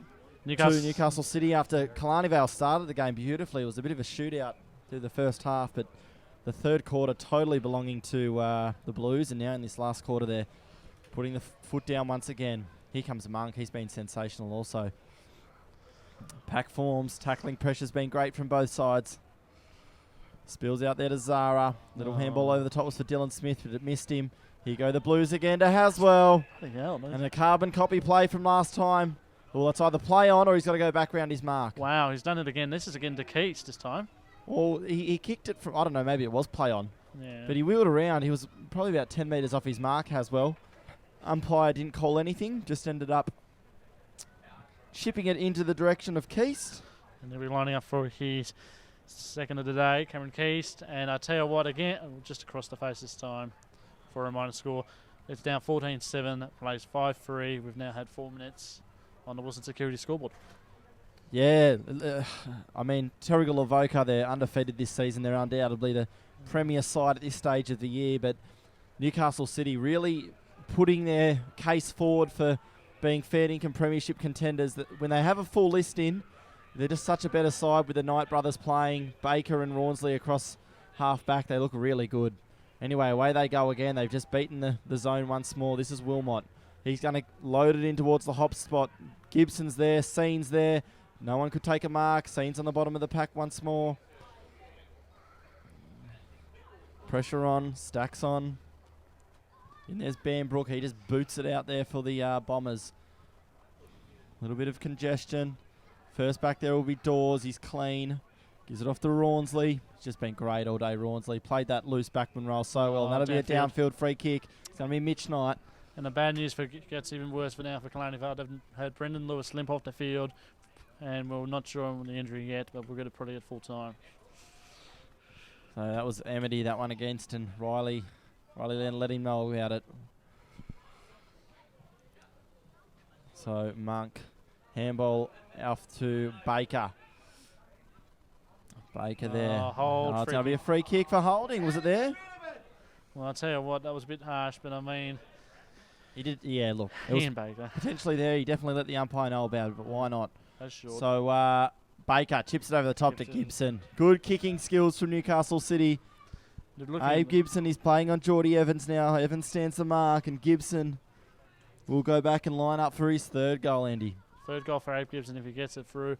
I must admit now, the odds are now looking more and more that Killarney will be kept scoreless for them maybe. That could be just through for a minor score.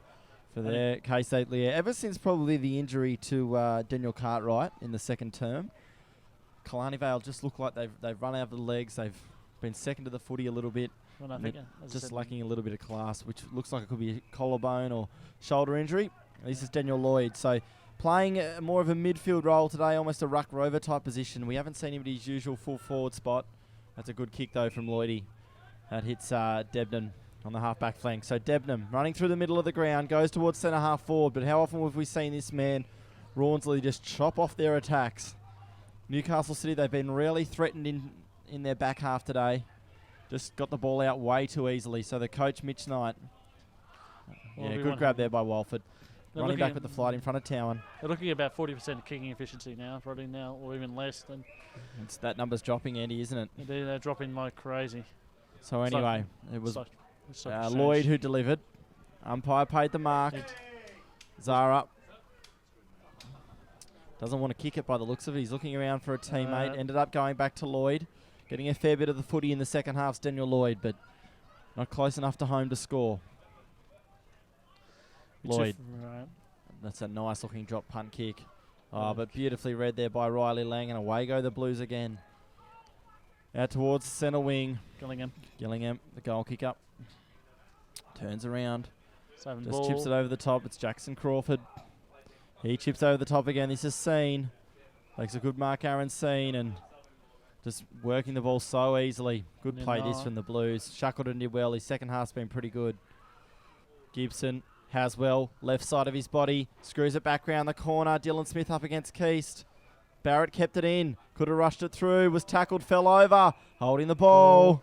He was unlucky. He went to ground. Ended up placing the footy on the ground. And technically speaking, that was there. So Keast will go back. For his second of the day. He'll go back, line up for number 2, Andy. Cameron Keast on a slow angle. Should be no problems for number 2. And no mistake. Number 15 for the day for the Newcastle. Cameron Keast, he's second. And we're doing 100 points as well for Newcastle City. We're going to thank our sponsors: Wilson Security, Prime 7, Newcastle Herald, Star 104.5, BLK, GE Industrial, Sports Coast Trophy and Embroidery, Subway Morrisset, and a few others. Next week we're back. Hopefully we can get the weather gods on our side. Cardiff are playing Terrigal at number 1. Fingers crossed it is on at number 1. Yeah, you'd think so, wouldn't you? and it'll be a lot warmer. I don't recall the season being affected so much by weather as this one. There's a lot of games being rescheduled and missed out on. So hopefully now, with only a couple of months left in the regular season, we can string some games together and make sure every side gets their fair crack at the finals. As Dawes, once again, we keep mentioning it, that the Killarney Vale, if they have an Achilles heel, it's probably their ruck division. They're constantly playing guys that are giving away a fair bit of height. In saying that, most sides do to this man, Cameron Keaston, his mate, Jacob Dawes, who's got the footy now. So Dawes goes out towards Gillingham. Couldn't take a grab on that occasion. I believe it was Banbrook who got the kick to centre-half forward. Well done there to McMahon. It's a good centre-half back is McMahon. He goes down towards Haswell. Haswell bodied his man under it but couldn't take the grab. Debnan there, pressured by Scene. Ethan Lenson sold a little bit of candy and he kicked to centre wing, but how often have we said it? Newcastle City just bombing it to nobody in particular, the Bombers. It's Jacob Dawes. Just a formality now for the Blues halfway through the last term. They're going to win, and they're going to win it convincingly, and this is 50 metres now. Oh boy, then. Not sure what that was for, didn't see that one.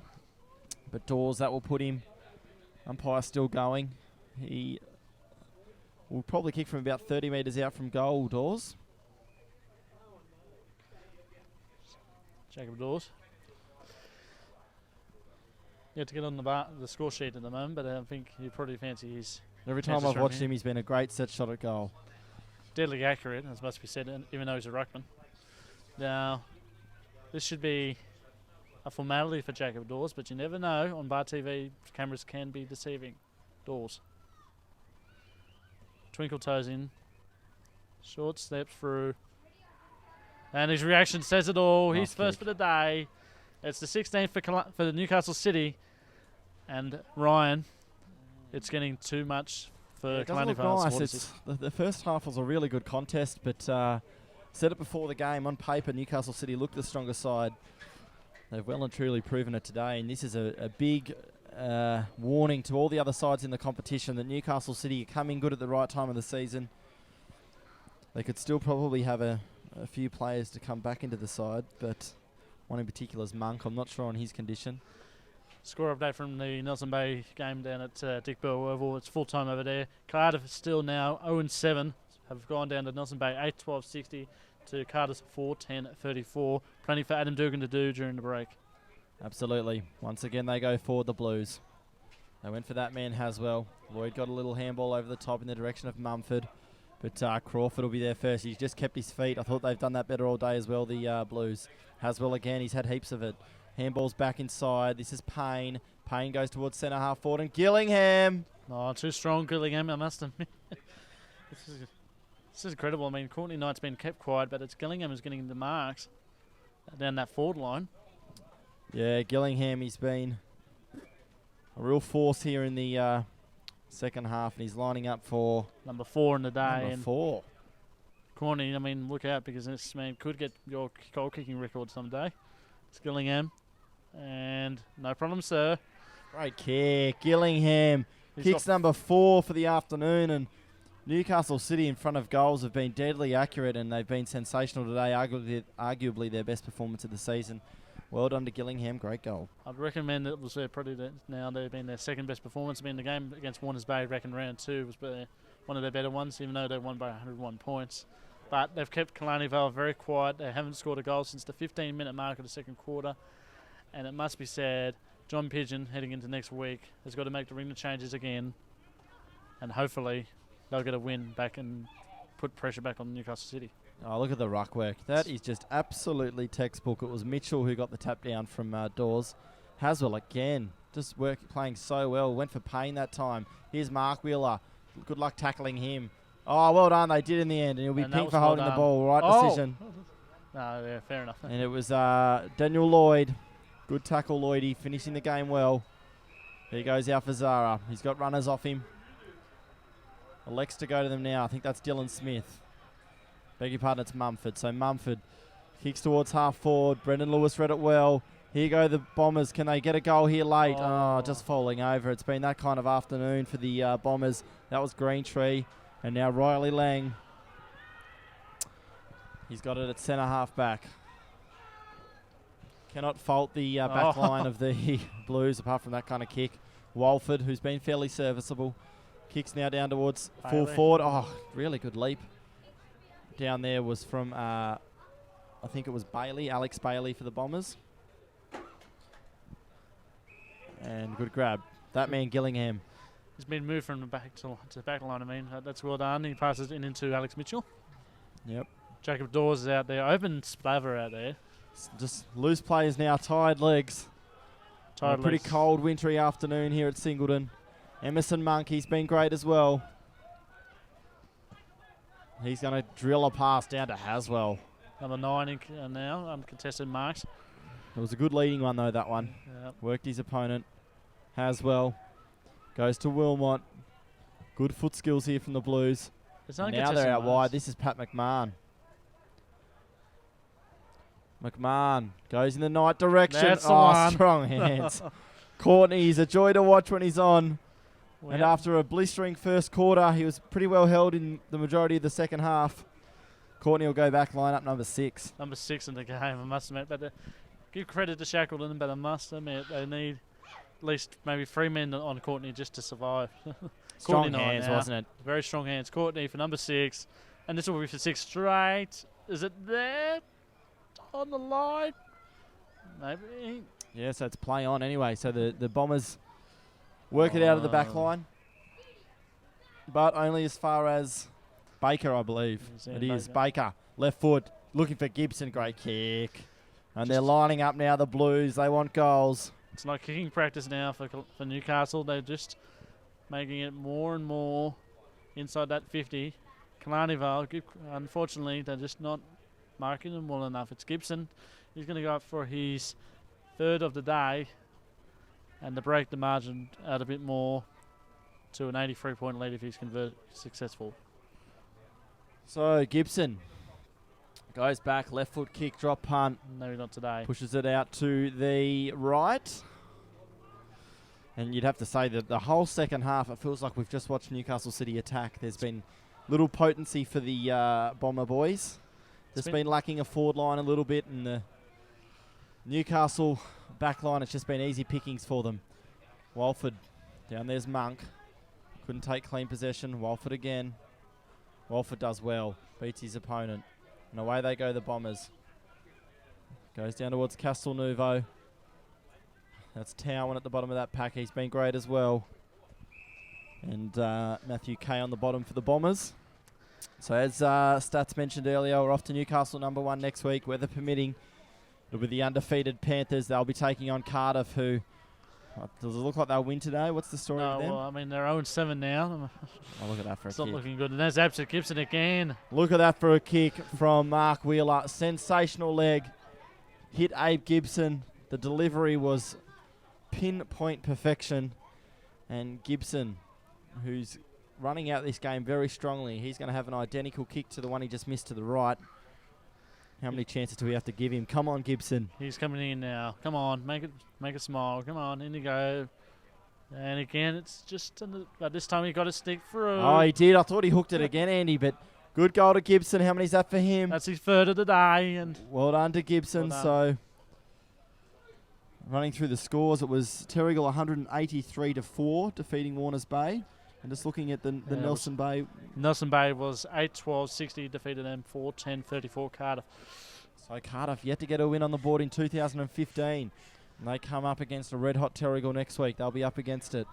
So thinking about talking about Terrigal just for a second, I mean, what's the news on their ground? I mean, have we heard anything new? It's unusable in 2015, Hilton Moore, so they'll be playing the remaining home games at a variety of locations. So unfortunately for them, but it'll mean in 2016 it's in a much better nick. So this is Rawnsley kicking out wide to his coach Mitch Knight. Such strong hands. Great skillful players in this Newcastle City outfit. Here's Walford. He's running out the game well. It's good to see. Here's Emerson Monk.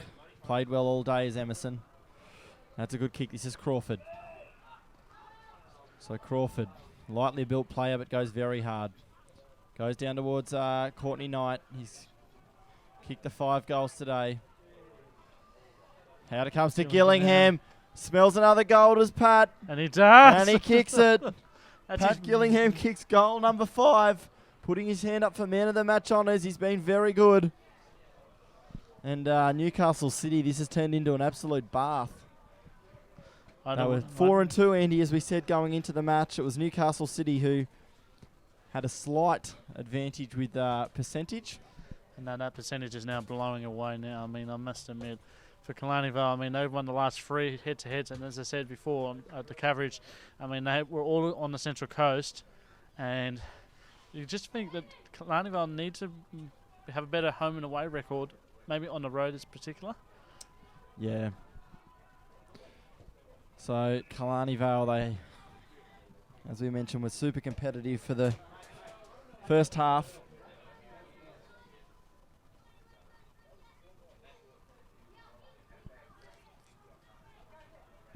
Away they go again. Haswell just taps that on there. Just clever play. Everything going right for them. Goes back to Knight. Yeah, there's Courtney. And here's Courtney again. You'd think he'd be too far out to score, even for him. Even on this angle, he's a very accurate kick, and he's had 5 goals straight, including that one that was just off, just missed on the line. But I fancy he'll get his 6th here, and You fancy it? Gee, he's got to kick it well. I'll tell you what, I mean, All right, bring him in. bring him in, Courtney Knight for number 6, and for a 96-point lead. Any cards, it's not going to be on the line again. Yeah, didn't But make the this distance. Just Just a point this time. bobbled over the line there. It was Gibson who was the flyer. Just over as the shadows come over the ground, it's going to be Dane Amity to I take. don't need to get any colder. I give you the tip, but It's about, at least now, just under 10 degrees, but it's cold. Anyway, that's a bit of a nothing kick from Amity.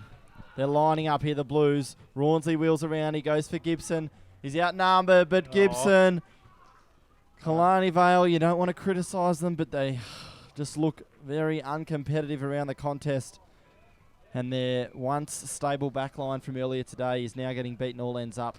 Contested marks being taken by just about every Newcastle forward. So well, this will Gibson. be for 4th. This is for 4th, Gibson. Left, right. In he comes, and oh my goodness. it's just to the Gee. left. Shanked it like a, That One left, of right, my left, go- right combination, Andy. well, it was one of my golf shots, mate, I think. Probably, or even Gary's probably, down the far left, right, far Poor line. old Gaz. Anyway, Amity, that's a better kick, but dropped that time there by Zara. He goes in for a second effort, does pretty well. Kicks into the middle of the ground, but chopped off again, wheel up. They've struggled through the middle today, the Bombers. Goes out towards Crawford, calls his teammate under it, and Crawford takes it. He'll be too far out to score. Got it at half forward, does Crawford. Time for another couple of scores, perhaps. Goes deep, and well done. Haswell, I think it's Knight opened up the space. oh, Wheeling around. Haswell wanted to play on. nice Umpire try, didn't let Connor. him. I think about it. It was not to be today. I mean, you'll go for your 2nd, mate. Just let it up. Don't do a golf shot on me, mate. I'll tell you what. Oh, I'll tell you what. Lovely. He's got his 2nd. Oh, he cramps up, but he's Cramps kicked up. the goal. Lovely right foot banana there to Haswell. He's got that smile on his face, and that shows. Well that it's- done. I tell you what, that was one of the better kicks he's done all day. They've got next week, they've got Nelson Bay, and I think they'll be competitive enough to knock them off. But Killarney Vale, as we know, they've got Warners Bay, and when last time we heard that they played against Warners Bay, it was an upset for Warners Bay. I think it might happen again, because this injury list could be factual Yeah, under you John don't wanna- Kitchen, and he could have to actually play, Brian. I mean, Yeah, look, he's an actual player. He plays in the forward line, I know that. But Blackwood comes on here for the Bombers. It's all consolation now, though. Newcastle City will run out big winners here at Singleton. Riley Lang, he's been so good across the back line, as is Baker. That was Towan. Goes over the top. This man, Haswell, his 2nd half's been sensational. Haswell, a little handball over the top. It was intended for Crawford. He couldn't get there in time. That was Blackwood, I believe. Here's Mitch Knight.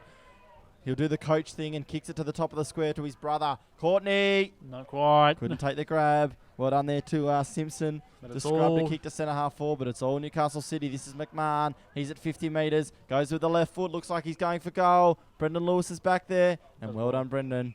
Well, he's come back on the field. I think that's a good sign for the Killarney Vale, but He'll want to finish off the game. He won't give up. indeed, that's why he's there. And it's Walford. One of the better players for Killarney Vale. Goes out to Debnam, who has a bounce. Debnam Played all over the ground today. He looks Come up there on, for Dylan Killarney Vale. Smith. They want a goal, surely. They want to get a goal. Haven't scored in the... Have they scored in the second half a goal? It was the last time they scored was the 15-minute mark of the second quarter. So Wow, massive. They have not kicked a goal in the second half after looking more than competitive early on. And Newcastle just cutting them to shreds through the middle of the ground. It was Liam Carroll, I believe. Amity drives Killarney Vale back forward again. Alex Bailey there. But once again, Rawnsley. Oh, well done. Running back with the flight was Wilmot late in the game. Cannot question their commitment. Away goes Baker. This is McMahon. McMahon for Haswell. Haswell couldn't take a grab. He's pretty well done everything today. There's Payne. He's been on the bottom of everything also. Mitch Knight. Handball comes back around to Wilmot. In the side to Crawford. He can play on. Crawford into, passes it. He missed Knight. Knight double backs. Had the ball knocked out of his hand. Got on the right boot. No problem. And hit the post. Courtney, he'll be spewing about that one. Oh, boy. He's taking contested marks everywhere and dropped a sitter. And if that ruins him getting the man of the match, I eat my hat. Yeah. Probably got to reward the midfielders. He was on track for a best on ground performance, Courtney, but he was pretty well held in the second half. So Evans. Just nearing the end of time. I mean, the shadows are starting to get darker. And It's freezing cold, isn't it, mate? Mate, I mean, Aaron Seen's seen better, mate, because it's probably minus temperatures in Tasmania. So Lewis, half-back flank, trying to run out the game well. Sloppy handball went to Debnam. And just camping out there is Pat McMahon. And I think it's... Look, all she wrote probably, I mean, that's going to be the last throw-in probably of the day. Over on the far side, I mean, even though we can't see, we've got the best in the business here at Bar TV, giving us the right camera. Thanks once again to our sponsors. We've got a lot of them. Wilson Security, Belmont 16-footers, Prime 7, Newcastle Herald, Subway Morisset. G Industrial. Exactly, BLK. Thanks for coming on board. Also another great week. Thanks to Bar TV for the fantastic camera work. Thanks again to you, Andy, for a great day. Same to you, Ryan. And it'll be Newcastle City today who'll be outright second tonight, with only the Terrigal Avoca Panthers, the defending premiers. Who are still undefeated, it seems. Still undefeated, exactly right. Well done to Wilmot. Just so much time. Rolled over and still wasn't tackled. There's Dawes across half back. Well tackled. Had plenty of time. It was Mitchell, I think, beg your pardon, Bailey that did the tackling for the Bombers. Had enough time. Lewis does well. He's at half forward. Clever kick. That's a little better. But no, come on, they need to get in there. Here's come Walford. on, give it a chance. Walford switches play, Amity. goes for Amity. He's And got that's it. And Dane Amity could potentially have the last kick of the match. We're inside the last minute. And come on, Dane. I mean, give us a chance. I mean, This you will be guys the don't want first to be goal smashed by 99 points. Yeah, there'll be the first goal since the 15-minute mark of the second term. So Amity now, come on, make it this the last shot of the day. From about 35 out, Stun's not going to be perfecting him. Nicely done, and that's a nice consolation, but Well done to way Amity. too late. Kicks the first goal since the 15-minute mark of the second term for the Bombers. They've been outplayed today across all parts of the ground. Started the game extremely well. It was a shootout early on. We didn't see a behind in the first quarter. But from there on, it was pretty much the Blues who gained complete control. And they're going to run out 90-something point winners. So good signs for them heading into the second part of the season.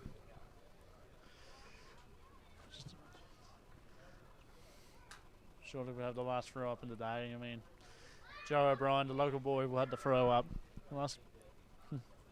Good old Singleton City Council to get this ground up and running for the best of Killarney Vale and Newcastle City. Yeah, thank you very much to them. Emily's in there. He's trying to finish the game strongly. Another one. Just about to hit 29 minutes. I mean, that should be the last bit of the game. Make sure you tune in next week for the Panthers up against the Cardiff Hawks from Newcastle #1. That'll be a 2 p.m. game. But it's all Newcastle City. They're going to run out victors today. 132, currently playing 39. They've been extremely convincing. They've had great players across the board. Lewis towards centre half forward. But it'll be one of their better players, McMahon, to get there first. Goes back to Baker. They've done this all day. Riley, Lang, McMahon. And it's full time here at Singleton. Newcastle City run out big victors, 132-39 over Killarney Vale. Sensational victory. It was all one-way traffic in the second half. Andy, run through the goal kickers for me, please, mate. Thank you, Ryan. The goal kickers, thanks to Belmont 16-footers. It's 5 to Courtney Knight for Newcastle City, 5 to Pat Gillingham, 3 to Abe Gibson, 2 to Cameron Keese, 2 to Connor Haswell, singles to Andrew Wilmont, Aaron Seen, and Jacob Dawes. And for Killarney Vale, it was not their day today. 2 to Jane Amity, 2 to Kyle Wolford, and singles to Trent Debnam and 1 to Ben Simpson. Yeah, thanks a lot, Andy. As mentioned, it was Newcastle City who put a big stamp on their premiership chances today. They had a good side in. It was a late exclusion of Jackson Island. Rick White didn't play. They were a little bit undermanned, Killarney Vale. And in the second half, they just didn't have the forward line structure to go with them. Looking at some of the better players for the Bombers, Barrett was good in the first half. Daniel Lloyd got plenty of the footy up the ground. Didn't play a forward role today. Brendan Lewis was one of their best players across the back line, as he is every week. Thought Alex Bailey was pretty decent as well. Walford bobbed up with a few goals. Tom Mumford was sensational across centre-half back, one of their better players. And also probably down back as well, Brad Edwards. But for the victors, it's hard to pick a bad player, really. Thought Towan was sensational. Courtney Knight finished with, 5 goals. He was great in the first half in particular. Rawnsley was great across half-back. Connor Haswell was sensational in the second half also. Payne, Mitchell Knight was fantastic as well, as was Baker. Look, the whole team was great. Riley Lang across fullback. But for the Subway Man of the Match voucher today, I'm going to give it to the number 11 from Newcastle City, Aaron Seen. I thought he was on the bottom of every pack, worked tirelessly all day and got plenty of touches. So congratulations to Aaron on Man of the Match. We'll see you next week for Terrigal once again, Andy, against Cardiff. The replay of the 2012 Grand Final. Yeah. It must be said, Cardiff would want to win. We want to thank our good sponsors here today. Thanks to Wilson Security, Prime 7, Star 104.5, BLK, GE Industrial, Belmont 16-footers, Subway Morissette, Sports Coast Trophy and Embroidery. I think it's been a very nice warm day. Hopefully we can have a nice warm comfortable commentary box next week. Yeah, exactly right, Andy. So that'll be it from us. On behalf of myself, Ryan Webster and Andy Baldwin, thanks a lot to Bar TV for producing it today. We'll see you next week at Newcastle number 1. See you next week.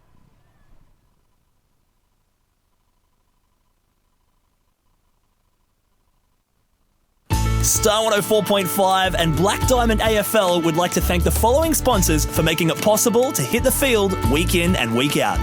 Wilson Security. Wilson Security is Australia's largest and most innovative security provider. Prime 7. In 2014, Prime 7 has more footy on more nights, live and free. Newcastle Herald. The Newcastle Herald plays an integral part in the hunter community. Star 104.5. Star 104.5 plays the music we all love and proudly supports Black Diamond AFL. BLK. BLK, the official apparel supplier to the Richmond Tigers, Western Bulldogs, GWS Giants, Adelaide Crows, Gold Coast Suns and Brisbane Lions. Belmont 16-footers Sailing Club. Located on the picturesque Lake Macquarie, Belmont 16s is one of the premier venues in the Hunter region, offering the very best in dining, promotions and entertainment. GE Industrial Solutions, partnering with the mining community in the Hunter for the last 50 years, delivering safe and reliable electrical equipment and engineering services to our customers. Sports Coast Trophy and Embroidery. Sports Coast Trophy are the leading supplier of trophies and embroidery on the Central Coast. Waratah Sports. Waratah Sports has been specialising in sporting equipment, sporting apparel and trophies and medals on the Central Coast for over 20 years. Subway Morissette. Subway Morissette is open 7 days a week, breakfast, lunch and dinner.